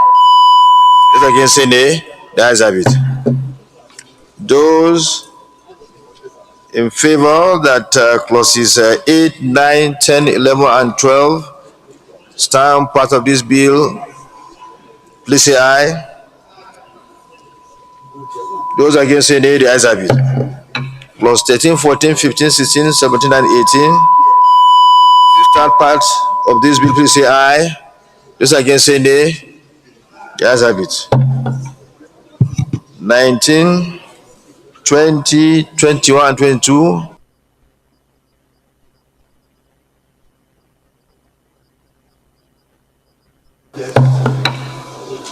22, 23, 24, 25, 26, and 27. Those in favor that they should stand part of these bills, please say aye. Those against say nay, please say aye. Those in favor that the explanatory memorandum should stand part of this, please say aye. Those against say nay. The ayes have it. The leader of the Senate. Mr. Senate President, I stand to move that we revert back to plenary for Mr. President to report progress. The minority leader.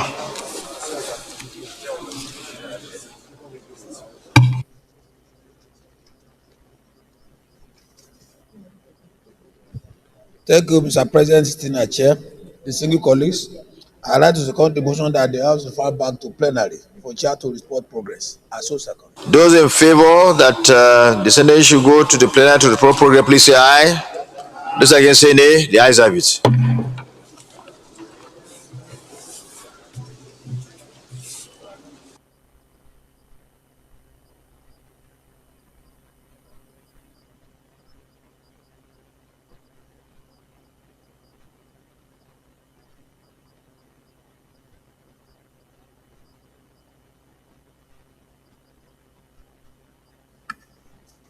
The Senate and the Committee of the Whole considered the report of the Committee on Special Duties on the North Central Development Commission Establishment Bill 2024 and approved as follows. Non-title as recommended.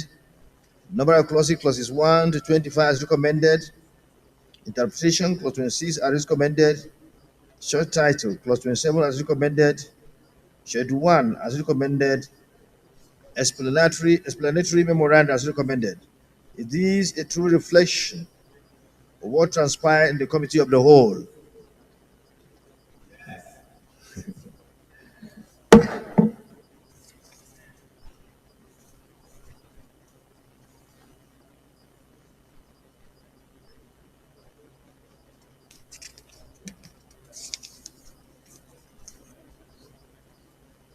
The leader of the Senate.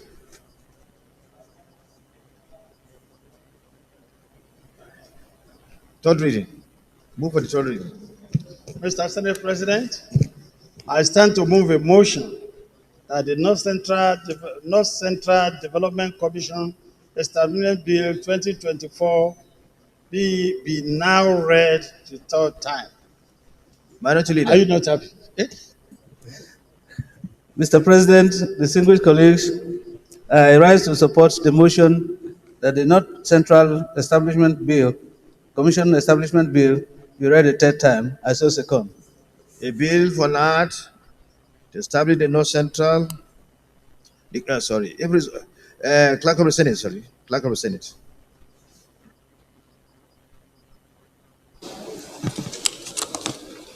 Mr. President, distinguished senators, a bill for an act to establish the North Central Development Commission as a catalyst to develop the arrays of potentials of the North Central as well as address the gap in infrastructural development of the region and for related matters 2024. Third reading.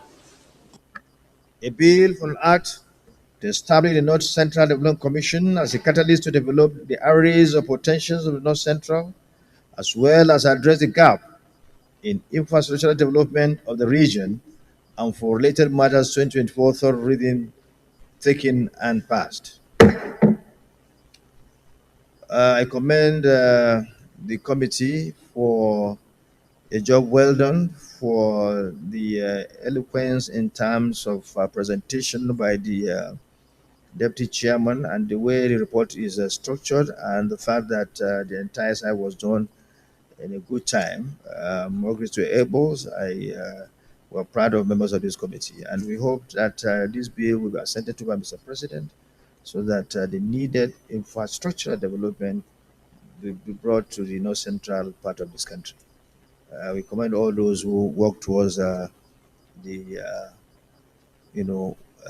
conclusion. We have now come to the conclusion of this, the process of the passage of this bill. All those who contributed, we all commend them. Thank you. The Leader of the Senate.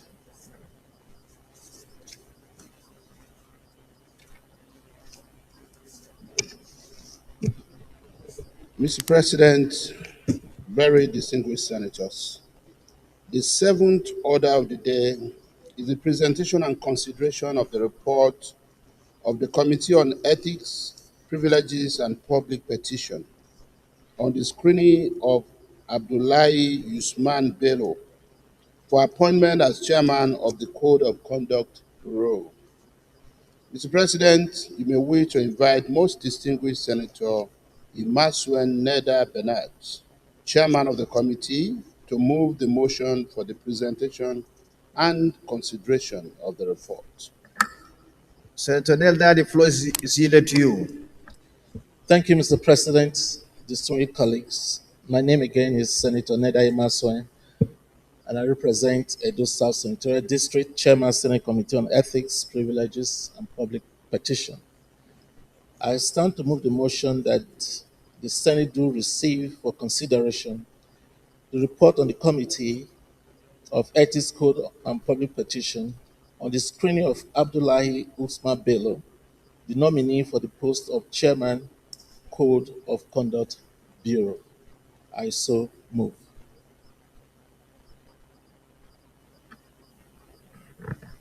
Senator, Your Excellency, Senator Gbenga Daniel, may you wish to second the motion?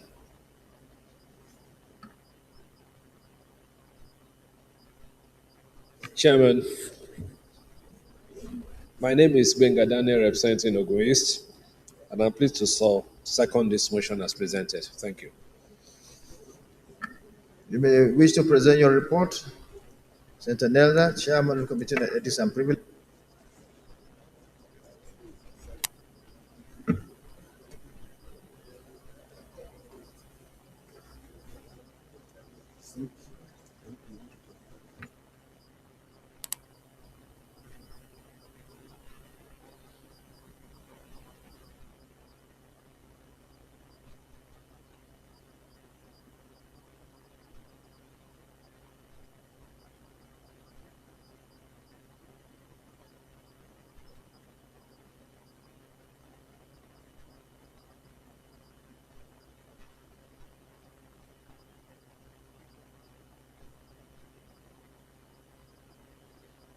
Mr. Chairman,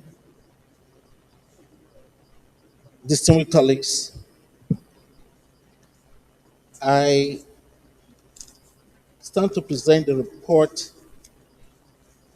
of the Ethics Committee on the screening of the nominee for the position of the Chairman Code of Conduct, Mr. Abdullahi Usman Bello.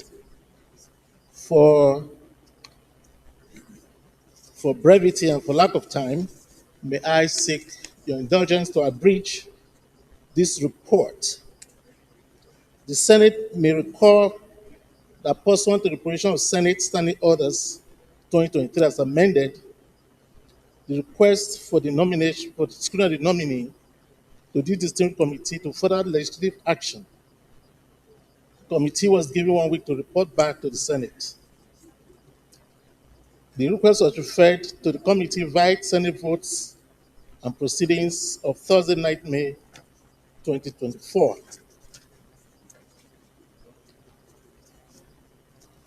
The nominee appeared before the committee on Tuesday, 11 June 2024 for screening, and he was assessed using various methods considering his appearance, composure, presentation, technical, managerial competence, special skills, administrative skills, specific and general knowledge of the anti-corruption drive of the government. The committee received no petitions against the nominee. The nominee presented himself very well, and his profile very satisfactory to the committee. He holds a PhD degree in anti-money laundering compliance from Newcastle Business School, Northumbria University, UK, and an MMC in forensic accounting from Sheffield Hallam University, UK, and a BSc in applied accounting from Oxford Brookes University in UK. He also holds a BTech degree in computer science from ATBU Bauchi, amongst other qualifications. He is the author of a book titled Improving Anti-Money Laundering Compliance, published by Belgrave Macmillan, a renowned international publisher in London. After thorough screening and questions asked and answered, the committee recommends that in line with the provision of the Constitution, the criteria set in Act establishing the Bureau and the Senate Standing Rule 2023 as amended, the committee is satisfied with the qualification, performance, and suitability of the nominee for the position of Chairman, Code of Conduct Bureau. Accordingly, the committee hereby recommends Abdullahi Usman Bello, PhD, to the Senate for the confirmation as Chairman, Code of Conduct Bureau. Conclusion. Your Excellency, the President, and my most distinguished colleagues, on behalf of myself and the entire membership of the Senate Committee on Ethics, Code of Conduct, and Public Petition, it is my pleasure to express our profound gratitude to this hallowed chamber for the confidence reposed on us. I so move, Mr. President and distinguished colleagues. Senator Abbas, I'm in the ear. Former Speaker, Adama State House of Assembly. Mr. President, distinguished colleagues. Chairman, Science Committee. Thank you, Mr. President. Distinguished colleagues, I want to contribute on the nominee, Mr. President. The nominee, Dr. Abdullahi, is one of the finest gentlemen you see around. Mr. President, he was of a course one of the EFCC, which I happen to be a member of that course. And he's one of the most trusted ally when it comes to integrity, transparency, and accountability. He's somebody that we rely upon, and he's somebody that Nigeria will benefit a lot on. I therefore urge distinguished colleagues support the confirmation of Abdullahi Bello as Chairman of Code of Conduct Bureau. I so submit. Thank you. I don't think we need much debate here. It's, all the facts have been laid, in the report. Very straightforward, well-crafted report. So let me just, okay. Let me give you. You can. Go ahead. No, I just wanted, Your Excellency, I rise to also support the nomination of Dr. Abdullahi, who is from my constituency. Like has been said, he's a fine gentleman, a qualified accountant, man of integrity, man of principles, who has served this country. And it's a very straightforward But the most important thing is to commend Mr. President at this point for finding the right person for the right position. And with this, I think the renewed hope will take us to where we want to. I want to thank you, therefore, on behalf of the people of our constituency, and assure you that Dr. Abdullahi will be very useful to Nigeria and Nigerians. Thank you. Thank you. Leader, can you move for also go to the committee of the whole to consider report? The leader of the Senate.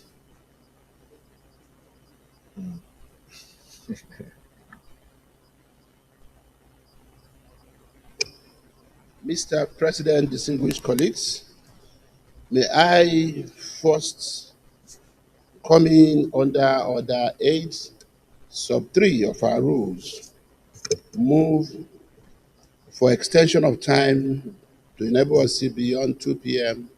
to clear all the items we have on the order paper for today. I so move, Mr. President. Leader. Mr. President, distinguished colleagues, I support the motion that the Senate do extend or sit beyond 2 o'clock to consider all the remaining items on the order paper. I so second. No, the other leg. To resolve the committee of the whole to consider report. You didn't take that. Minority leader, the motion is there are two. Oh, extension. Okay, first extension. Okay. Those in favor of extension of time, please say aye. Those against say nay. The ayes have it. Leader, the second motion. Thank you, Mr. President. Very distinguished senators. I rise, Mr. President, to move that the Senate will resolve into a committee of the whole to enable us consider the report. I so move, Mr. President.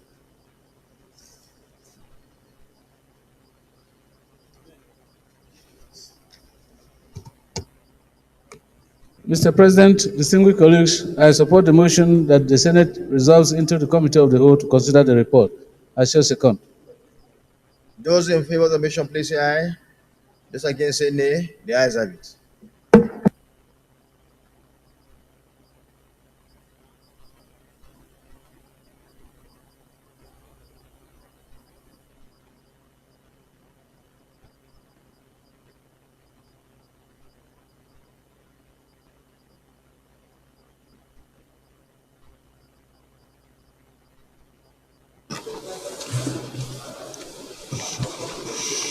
Approval.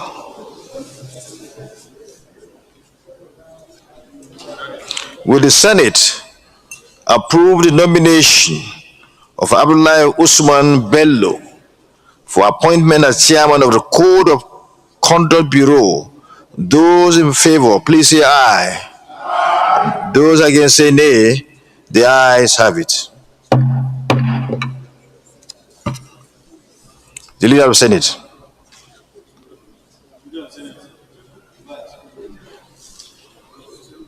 Mr. President, thank you.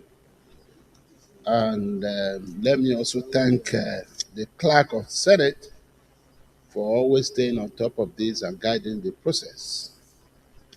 Mr. President, I rise to move that the Senate reverts to plenary to enable the chair report progress. I so move. The minority leader. Mr. President, sitting as chair, I support the motion that the Senate reverse into plenary to enable the chair report progress. I so second. Those in favor of the motion moved by the leader and seconded by minority leader, please say aye. Those against say nay. The ayes have it.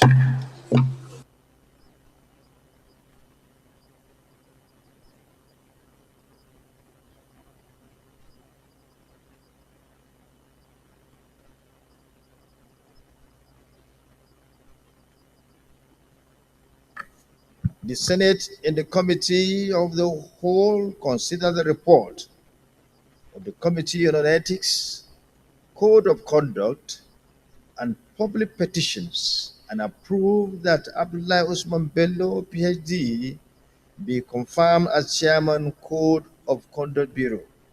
Is this a true reflection of what transpired in the Committee of the Whole?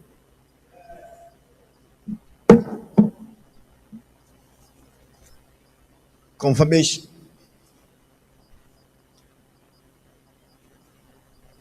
Will the Senate confirm the nomination of Abdullahi Usman Bello for appointment as chairman of the Code of Conduct Bureau? Those in favor say aye. Those against say nay. The ayes have it. The nomination of Abdullahi Usman Bello is hereby confirmed as chairman of the Code of Conduct Bureau. Let me commend the committee led by Senator Nelda for a job well done, because the report is well put together and done within the time frame that was given to the committee.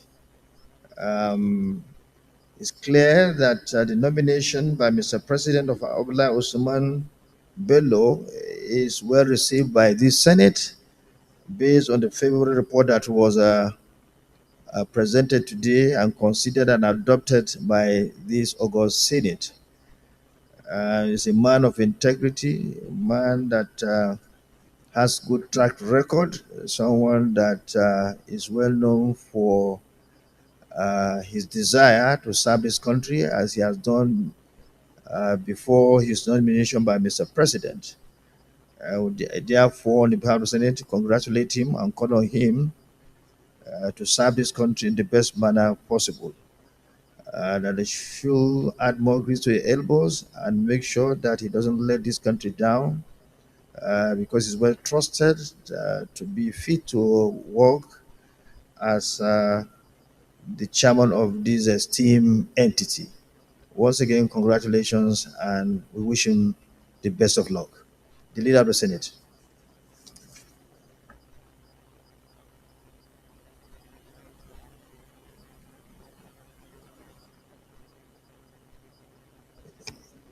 Mr. President, distinguished colleagues,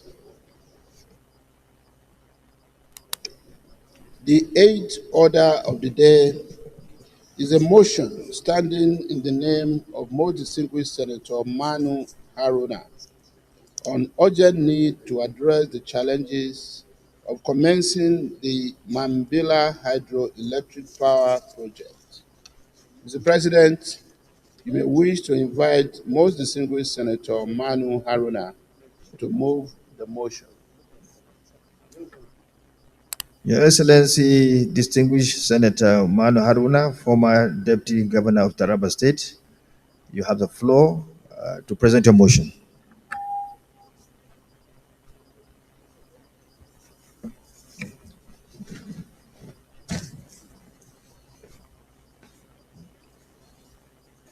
Thank you, Mr. President, distinguished colleagues. I'm Haruna Manu, and I represent the good people of Taraba Central.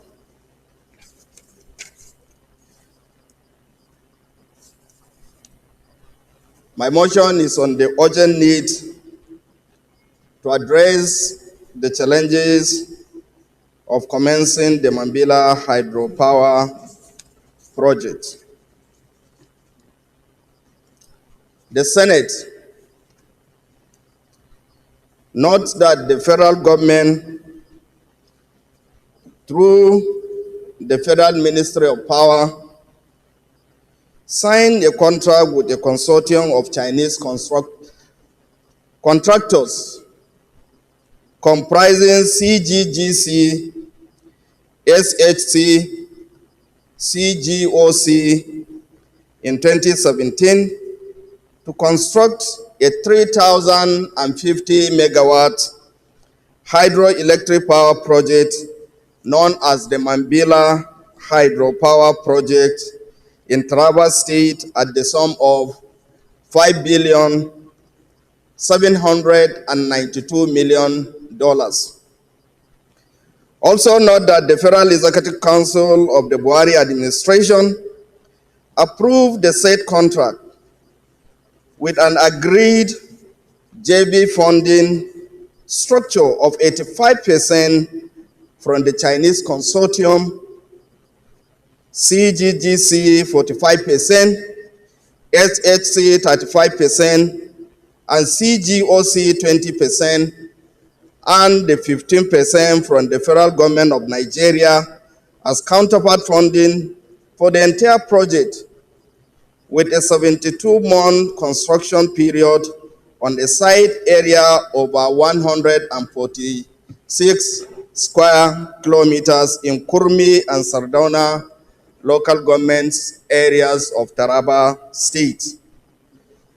Further notes that because of the priority placed on power in the renewed hope agenda of President Bola Ahmed Tinubu, particularly to electricity generation for capacity expansion, the Mambila Hydroelectric Power Project, with its capacity to generate 3,050 megawatts and reposition the Ajakotu Steel Complex with $1.7 billion, makes it a priority project of national importance. Aware that the project has great benefit for local content in the area of human capital development, including the creation of over 55,000 jobs, construction of resettlement homes for over 100,000 people, hauling and supplying of over 2.7 million tons of steel, production and supply of over 76 million tons of carry stone, the opportunity for Ashaka and Benue Cement to produce and supply cement, and for Steyr Nigeria Limited, Depan Limited, and Innocent Vehicle Manufacturing Company Limited to manufacture trucks and participate in over 12,000 trips of haulage and transportation logistics from Lagos and Calabar ports to the host community. Also aware that decades of effort toward the take-up of these national economic assets have been ongoing, including that from the Northeast governors to place the project in implementation mode, the appointment of Hypertech Nigeria by the Chinese consortium as the local content consultant, the creation of Presidential Interministerial Committee comprising 4 relevant stakeholders: the Federal Ministry of Power, Federal Ministry of Water Resources and Sanitation, Federal Ministry of Finance, Budget and Planning, Federal Ministry of Justice in 1999 by the Buhari-led government to effectively coordinate the implementation of the project. Further aware that a schedule of pre-commencement activities by the government on resettlement, access road, security, and airfield has been provided, and 27 MDAs and over 500 companies have already been identified toward the actualization of the 15% local content. The project is to be carried out based on Presidential Executive Order 5, which has been issued to provide the platform for the framework of the local content, especially as it relates to preference, accreditation, capacity development, and contract awards. Worried that the volume of contradictory information about the project might hinder the actualization of the good objectives and the benefits it brings to the good people of Nigeria. Also worried that the agreement between a Russian firm and the Republic of Niger to construct the Kandaji hydropower project located about 180 kilometers northwest of the capital, Niamey, along the Niger River, will reduce the volume of water supply to and hamper the capacity of Kainji Dam to generate electricity for Nigeria. Encouraged by the proactive steps taken by His Excellency, the President of the Federal Republic of Nigeria, President Bola Ahmed Tinubu, in attending and taking action at COP28 Climate Summit in Dubai, United Arab Emirates, UAE, in December 2023, to improve Nigeria's electricity supply through the renewable energy. Resolve, urge the Senate Committee on Finance, in collaboration with the Federal Ministry of Finance, to include the Mambila Hydroelectric project funding as part of the legacy project, and the 15% counterpart funding, which is 868,800,000 USD, to be funded from the renewed hope infrastructural development funds. I so move, Mr. President. Thank you very much. Thank you. You make amendment. You corrected Yes. this thing. You should have emphasized that. Well, Let me crave the indulgence of the Senate. The prayers you have seen, there is an amendment which I have just read. That's the prayers of this motion. I so move, Mr. President. Thank you. Chief Whip, you may wish to second, then thereafter Senator Goje will speak, and Senator Sani Musa, and then we'll move to Senator Tambuwal, and then Senator Ume. Thank you. Thank you, Mr. President, distinguished colleagues. Please, Chief Whip, in view, okay. I just want to say that we allocated 2 minutes so that, because I can see so many hands raised in respect of those who want to speak, and even the former Senate President wants to speak. So, Thank you, Mr. President, distinguished colleagues. Once again, I'm Mohamed Ali Ndume, representing Borno South. Mr. President and distinguished colleagues, I want to first of all commend the mover of this very, very important motion. This motion is not only important to the people of Northeast, but to the country in general. And the sponsor of the motion have captured it all. The issue of power is something that is very, very important. In fact, even if it is the only thing that this government at the end of it will be proud of, I think it's worth doing. You can see that we have been witnessing system collapse here and there, and this is because there is no coordinated generating capabilities all over. And having this in the Northeast, and also knowing fully that the Northeast, out of all the zones in terms of this infrastructural development, is behind. And the issue of Mambila is of concern to all, because it's linked to power, and power is very, very important and critical at this time in the country. And I'm happy that the sponsor have amended the prayers to be very specific. The issue of, and just it's a matter of emphasis, that the issue of Mambila should be included as part of the legacy project, because all these things that we are doing, if the power matter is not addressed, it will be just like dancing in one place. So I want distinguished colleagues to support, as I can see the anxiety of this very important motion, so that the government, I'm very sure it's a listening government, will definitely do something about the issue of the Mambila project, which should take off. There is a small item in the budget, but that is not enough. It should be out of it, and special funding should be done for it. Thank you, Mr. President.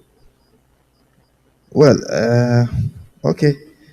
I've already, okay, Senator Goji, thereafter, we allow the former two presiding officers that are here who have indicated their desire to speak. Then they will speak. Senator Amelon, former Senate President and former Speaker of House of Representatives. Senator Goji, in between, former governor. Thank you, Mr. President. My name is Mohammed Danjuma Goje, representing Gombe Central, Gombe State. Mr. President, I stand to give my full support to this very important motion that is meant to change the economic and industrial landscape of Nigeria. This single project, as already said by the mover, will generate 3,050 megawatts of electricity.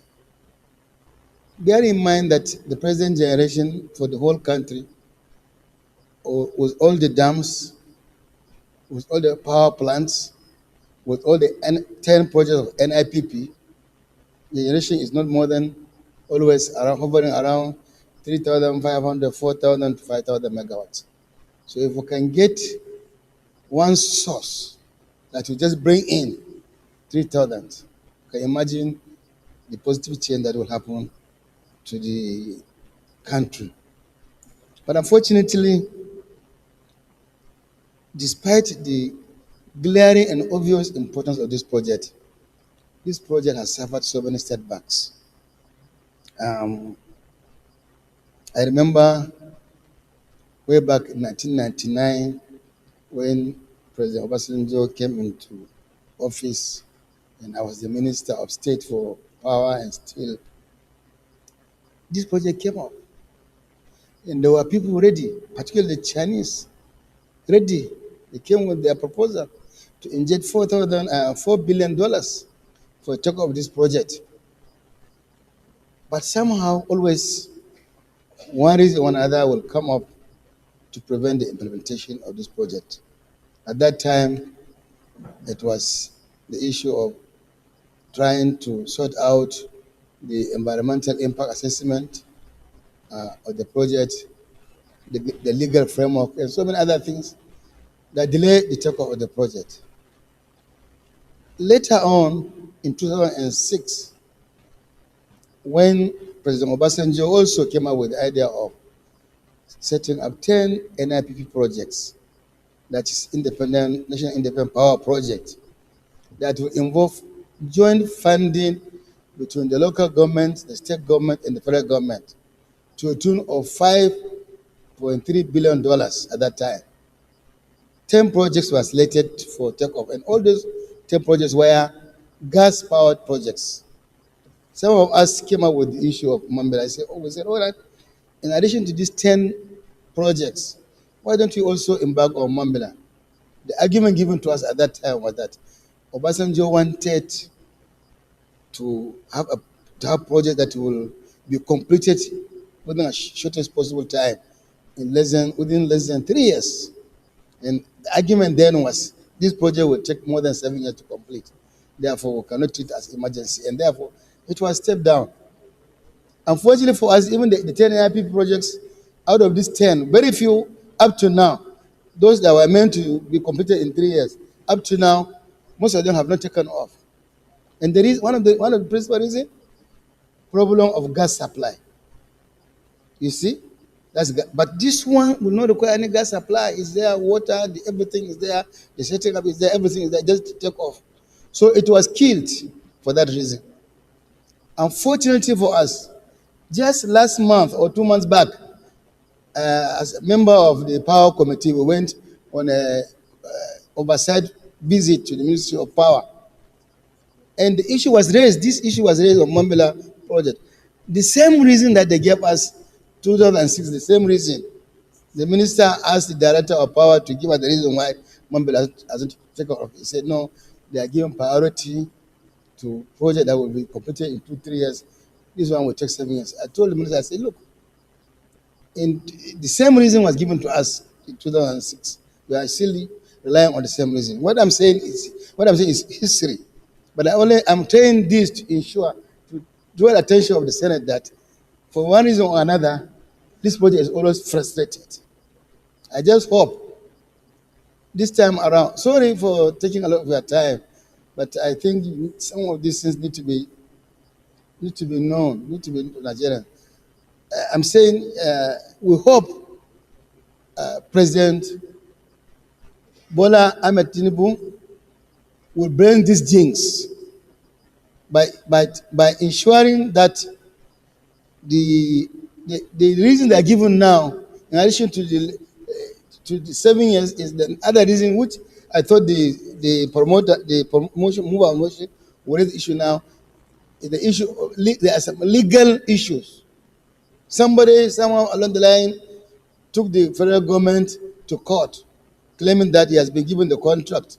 Not these 3 companies that have been mentioned. Somebody is claiming to be the owner of the contract, and a second the federal government to court, and they're in court. So that issue has to be resolved, and we hope, Mr. President.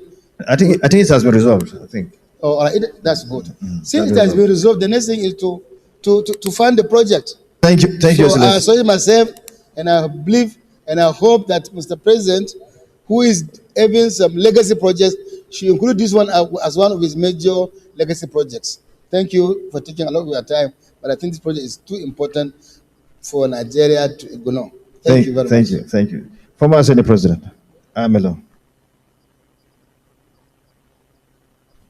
Thank you very much, Mr. President. Very distinguished colleagues. Ahmed Lawan, I represent Yobe North. Mr. President, when I look at the list of the sponsor and sponsors, I thought that this is going to be one motion that will have every senator, including the presiding officer, either a sponsor or a co-sponsor, because this is a national asset. It's not a northeastern or Taraba asset. Mr. President, I want to mention here that I intervened on the Mambila issue in the last assembly. And I think the contradiction is, it's not about even the funds. The issue is the legal hurdles that have been created have not been settled, as far as I know. Because I had so much engagements with the former Attorney General of the Federation, Barrister Malami.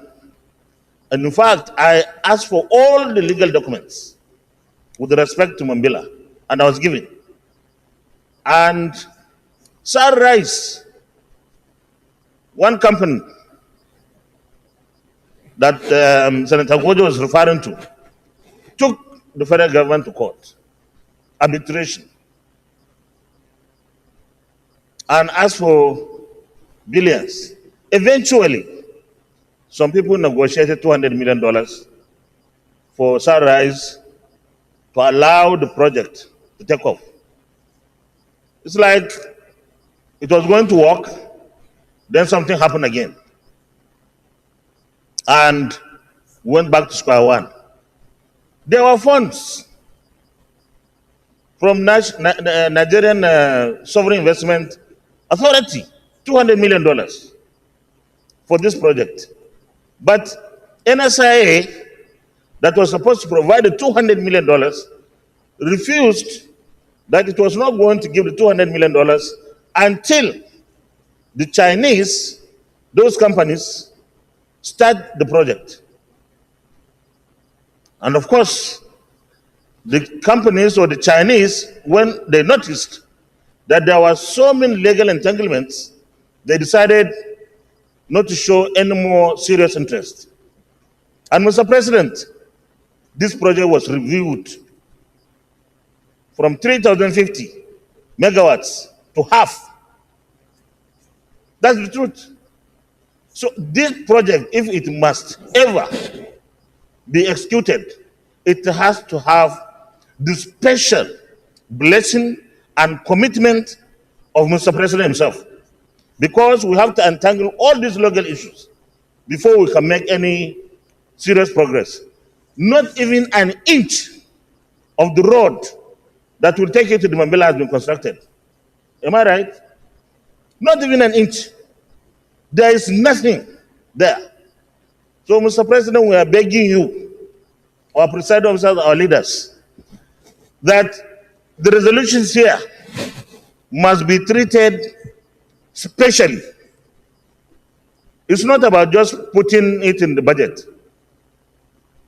Yes, it should be in the budget, but immediate action to determine the status of this project is necessary. Is it 3,050 megawatts or half of that? It's supposed to be full blown, the 3,000. We shouldn't go for half of it if we have the environment to have the 3,000. Because this is not about Northeast, this is about Nigeria. We need power to make progress in this country. And therefore, Mr. President, I believe that everything is at stake here. It's not Northeast. It only happens to be there. We're getting power from somewhere, even though we are not producing in the Northeast. So what goes in Mambila is going to the national grid and will not be simply providing power in the Northeast. So this is a serious national failure of implementing projects because we have allowed this. In fact, I had cause to look for the chairman of Sunrise. And he then promised at that time that if I intervene, he will withdraw his arbitration. And I said, I didn't believe in you because you promised so many times and you never stood by what you said. He said, okay. But at the end of the day, Mr. President, we are still entangled by these legal issues. And the Chinese are so discouraged, and in fact, they are not showing any more serious interest. But we have to bring them back because they are our best bet. Thank you very much, Mr. President. Thank you, former Senate President. I now yield the floor to the former Speaker, House of Representatives and former Governor of Sokoto State, Senator Waziri Tambol. Mr. President, thank you very much for this opportunity. Let me join my colleagues in commending my brother, Senator Haruna Manu, and co-sponsors of this motion for this very, very laudable initiative. Mr. President, let me pay tribute to our leaders that influenced the plebiscite of 1961, which made Sarona province to be carved out of Cameroon and for it to be part of Nigeria. And Sarona province is where the proposed site for Mambila hydropower project is domiciled. Otherwise, we will not be talking about it today. Mr. President, if and when you visit Mambila, and I think it's only then that we will understand and appreciate what, as a country, we are losing. Beyond the 3,050 megawatts, even the nature in Mambila, the tourism that it will attract to Mambila, the agricultural opportunities in Mambila are beyond anybody's imagination. For any government to have priority in Nigeria, I believe that Mambila Hydro project should be that #1 priority in terms of infrastructural development. Not roads, not railway. Because if you have power, 3,000 megawatts, 100 megawatts are more than enough to virtually each and every state in Nigeria. And in one place, you can mobilize and generate 3,000 megawatts, and yet over the years, we've been playing politics with this, Mr. President, something is wrong with us. I had the opportunity, when I was Deputy Chief Whip of the House of Representatives, to chair the Committee on Power, when the committee ran into trouble while investigating the NIPP projects. And we reviewed Mambila Hydro project. Mr. President, Sunrise is only laying claims. They lack the capacity, they lack the competence to execute that project. The proposed CGGC had the capacity. They were the ones that actually constructed the 3 Gorges Dam in China that give China 22,500 megawatts of electricity, the biggest and largest in the world. And these were the people that were being considered for this project. I appeal to President Bola Ahmed Tinubu, if he must have a legacy project, let it be Mambila as number 1, because it will have multiplier effect, it will have triple effect on the economy, on the infrastructural development of Nigeria beyond anybody's imagination. 3,000 megawatts, sir. I believe that every one of us should support this motion, and I appeal once again that Mr. President should see it as a priority project. Thank you very much. Former Chairman ABGA, Senator Victor Ome.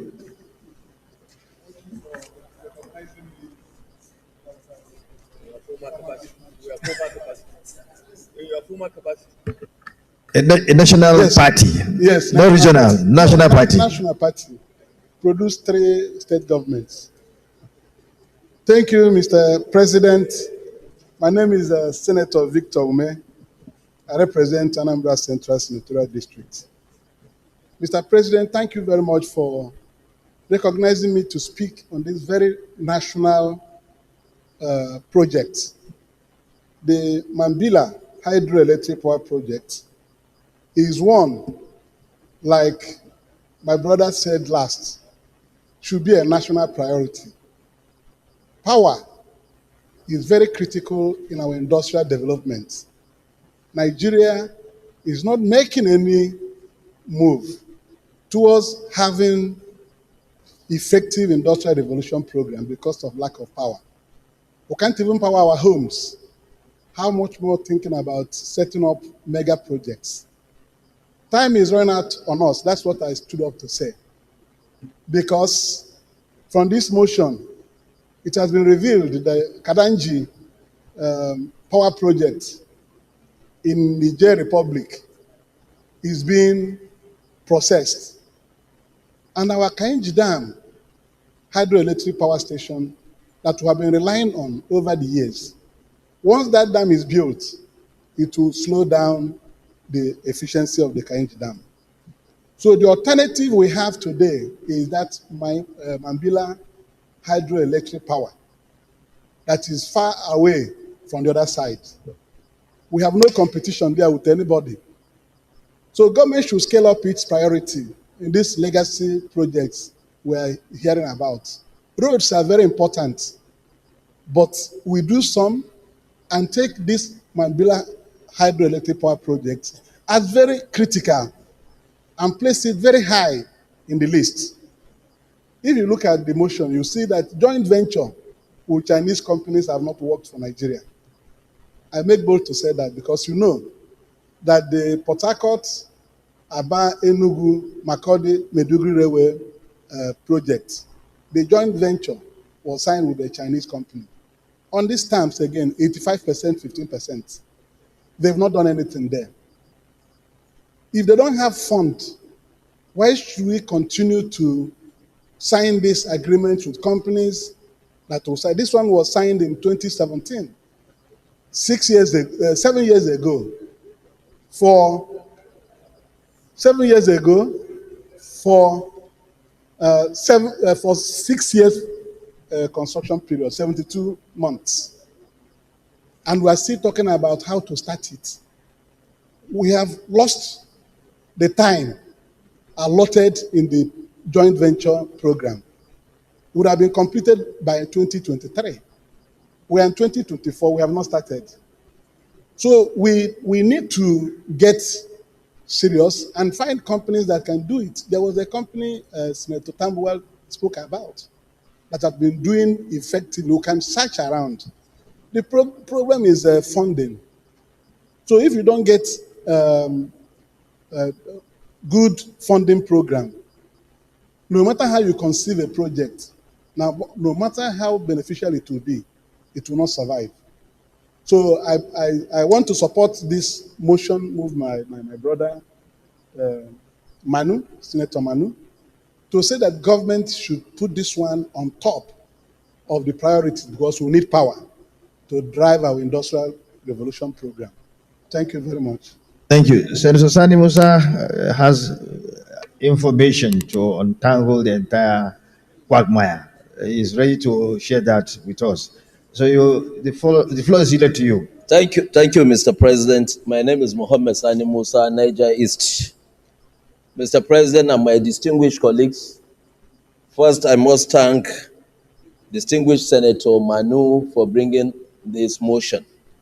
It's timely, and I believe every one of us here is in support of that motion.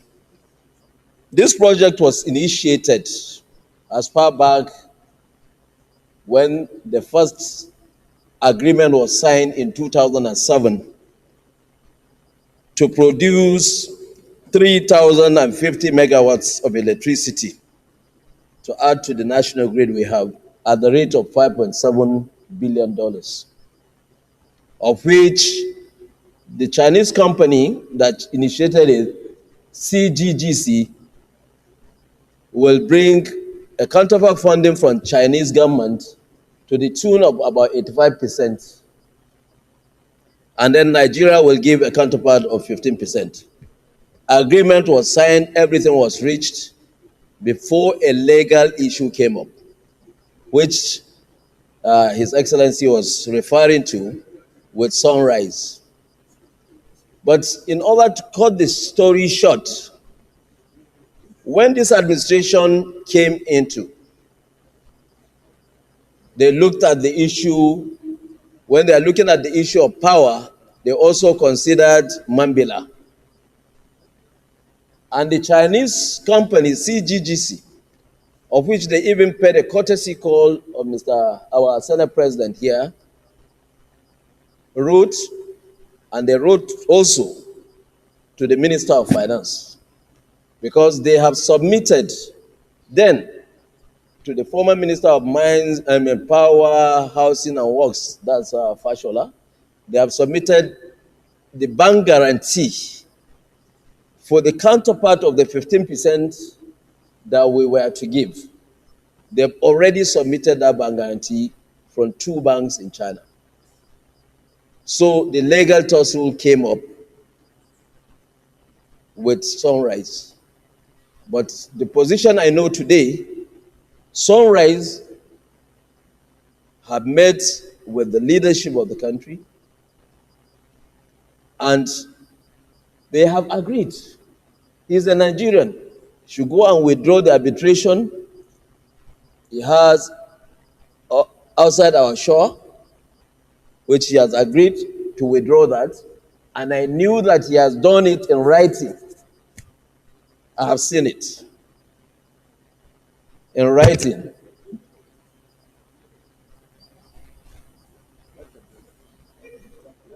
You are trying to distract me, minority. You are protected. Deputy leader. So, the position as it is today, NSIA was given the mandate to source for more funding for Mambila. But with the coming of this administration again, they have been advised to transfer everything back to Greener Hope Infrastructural Fund, which will be faster in terms of delivery. And the CGGC have also come up with a review of the price of the project to about 7.5 billion now, due to changes in prices. So, and they will complete in 72 months. So what I know is that Sunrise is going to be part of the components of local content, which local content constitutes a lot in the project. That's why the fact that 85% of the funding is coming, and that 85% funding is available. It is now for us using this bill now, I mean using this motion now, for us to accelerate it. The legal encumbrance we have, Attorney General and Sunrise, I am sure by now they have reached a compromise, because I'm aware that the managing director of Sunrise have been able to meet even with Mr. President, invited him in order to find a lasting solution to this. So Mambila is already now moved to Greater Hope Infrastructural Development Funds projects to be funded by that fund. And Mofi have been charged to make sure that this 15% counterpart funding is sourced, and I know they are working on it. Thank you, Mr. President. Well, thank you very much. He has given us a very big hope. He has told us he saw the agreement that the entire problem has been solved. That has been the problem. The legal encumbrance that has to do with the part that Sunrise is playing in the whole arrangement. So the matter has been solved. So I think we just need little. Is there anything that somebody would want to add? Having heard that the entire quagmire has been resolved, you want to say something, add more? Okay, let's hear your perspective, the woman perspective, the whole thing. Having gotten the news that everything has been solved. Thank you so then much. Then after Senator Adam Oshomole will round off the debate so that we can adjourn. Thank you so much, President. I'm Senator Natasha Akoti Udoha, representing the good people of Kogi Central. I'm actually a proud co-sponsor of this all-important motion on the Mambila Hydroelectric Power Project. And I appreciate the distinguished Senator Manu for bringing this to the fore. I'm going to support this on two plunges, on two major concerns. The first is that injecting 3,000 megawatts of electricity into our national grid will greatly boost the epileptic power supply. And secondly, considering the fact that we should begin to look at a better energy mix, hydroelectric power supply falls under the clean energy that the whole world is actually trying to promote. Especially yesterday, we actually raised concerns on the adulterated diesel that is being imported. So if we actually are concerned about climate change and about our environment, then we all need to support this motion in consideration of the fact that we need to look at a healthier means of energy supply. But I would also appreciate if Senator Manu incorporates his earlier prayer, which is to establish the ad hoc committee, which will look into investigating the litigations, or should I say the legalities around the contracts that had taken place since the year 1999. Because if you listen to the previous speakers, you could see that there are actually some concerns that have been raised by whether it's the previous or current contract owners. As the chair committee on local content, I would say that I have received quite a few petitions with regards to the ownership or the legal tussles around the Mambila project. So as we are asking on the president to consider this as one of the key projects of his administration, it is also important that we tidy all ends. Contracts that are non-binding should be laid to rest. Any arbitration that is ongoing must be looked into. And we should be very mindful not to pacify people, just with people or companies that do not have capacity, but to pacify them and incorporate them into local content. We should be very careful of that, sir. If we must have this project up and running in the specified lead time, then we should base our selection or selection of the contractors on merit. Those that have the financial capacity must be prioritized. the companies or the experts that have the technical expertise must also be prioritized. No sentimental consideration, please. So we need to look into the qualifications of Sunrise. If they have been given the chance over the past years and they have failed to comply with it, then we need to look into the bigger players in the industry. We are suffering electricity-wise. Our businesses are actually suffering. Our homes are relying on the diesel that are actually poisoning us because they are adulterated and many others.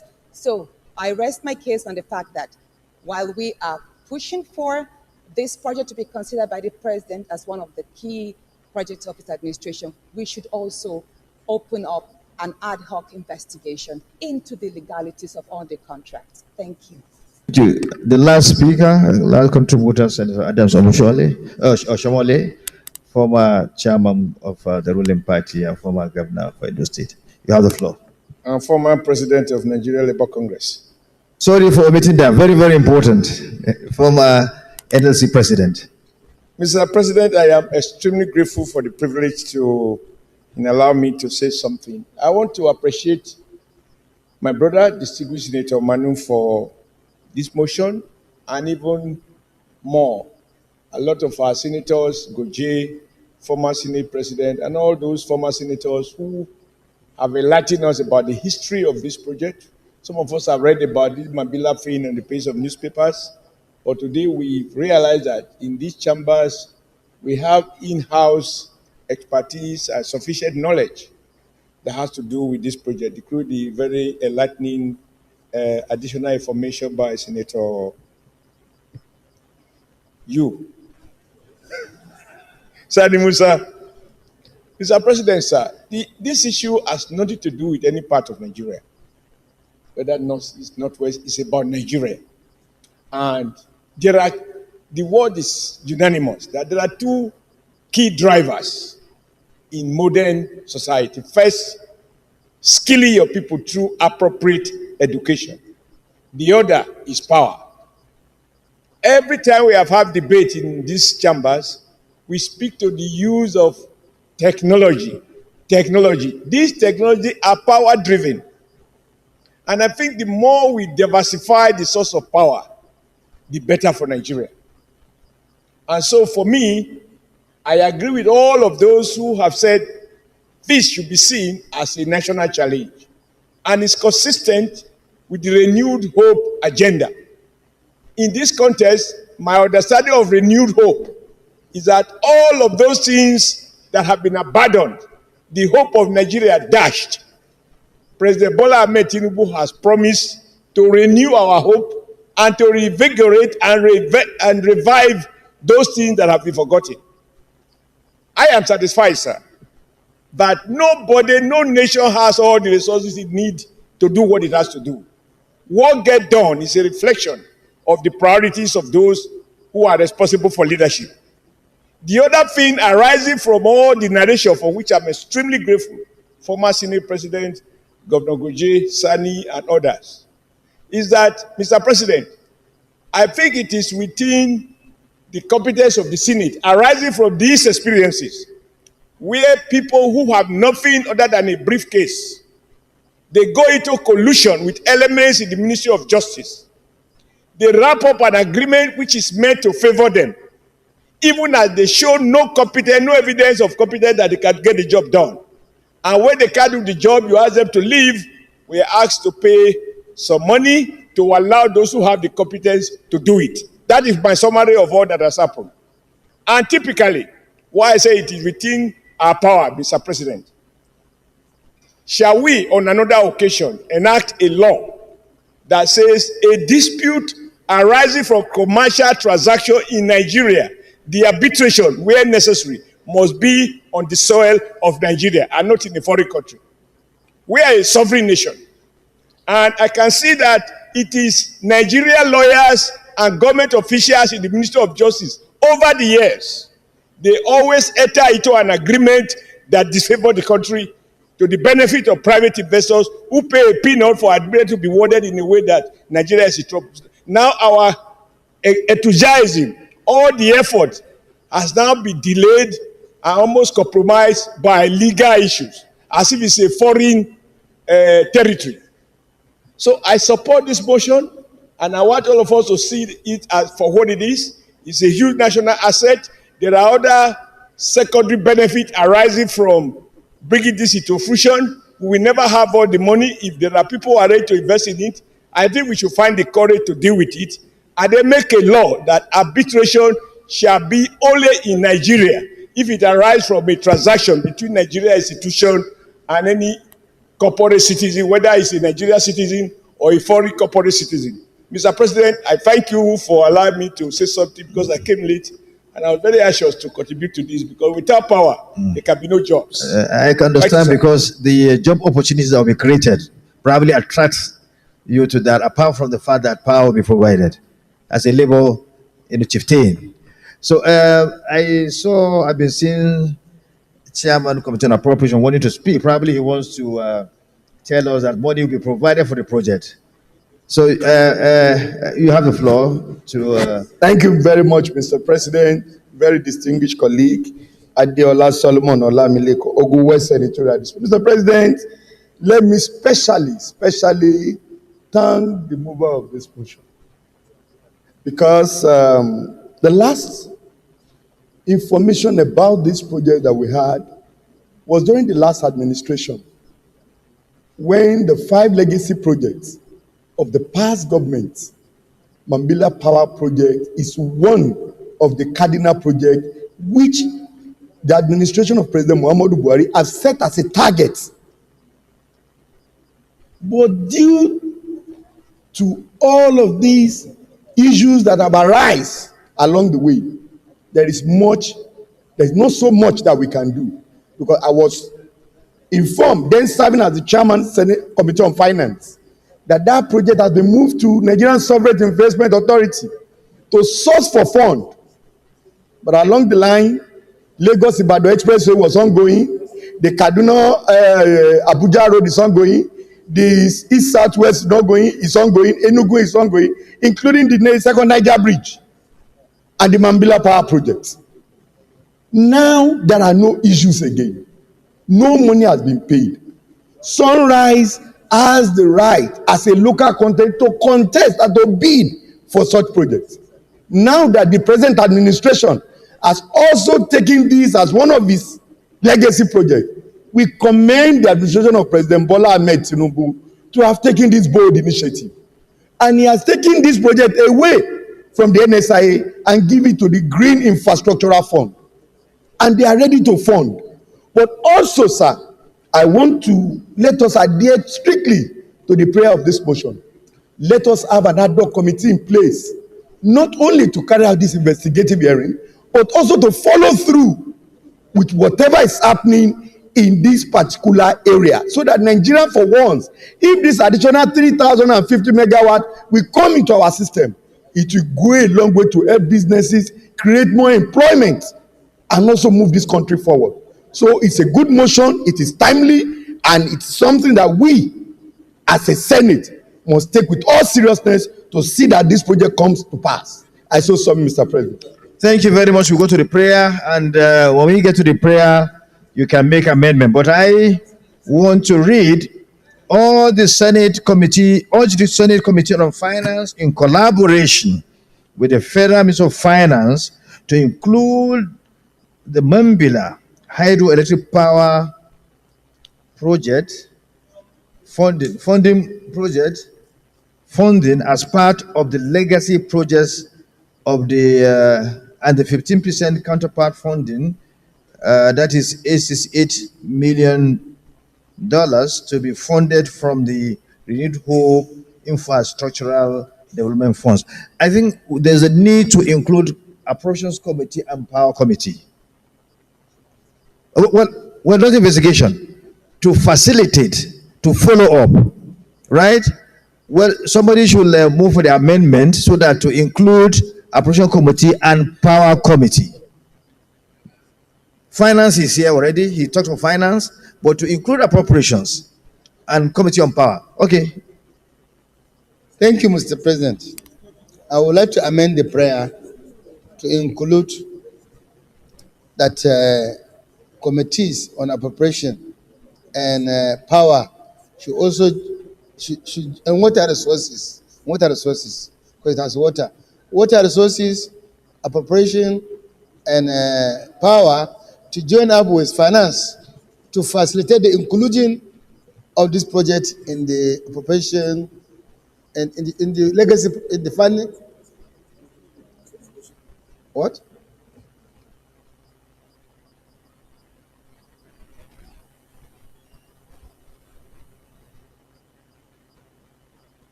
But I have been better informed now. So my amendment was just to say, in addition to finance, we should also call on the appropriation committee to join in facilitating the funding of this project. A seconder, please. Senator Yaradua.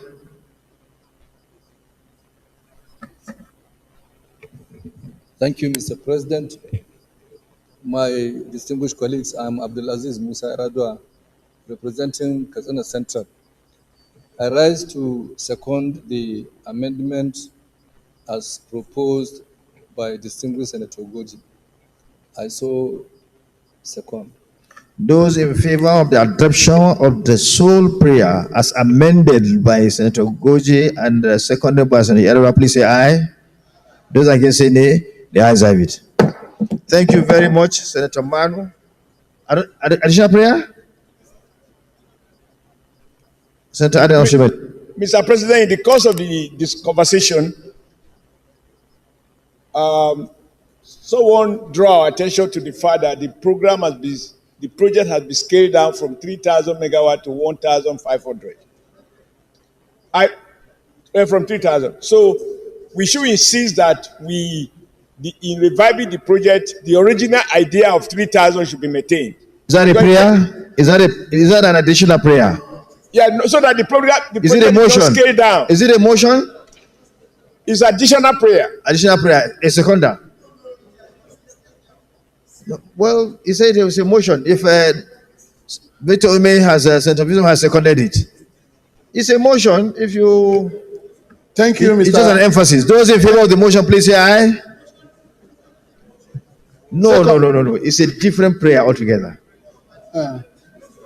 Let me second it, Mr. President. Well, it's a motion for additional prayer. Oh, not a new motion. A motion on additional prayer. Yes.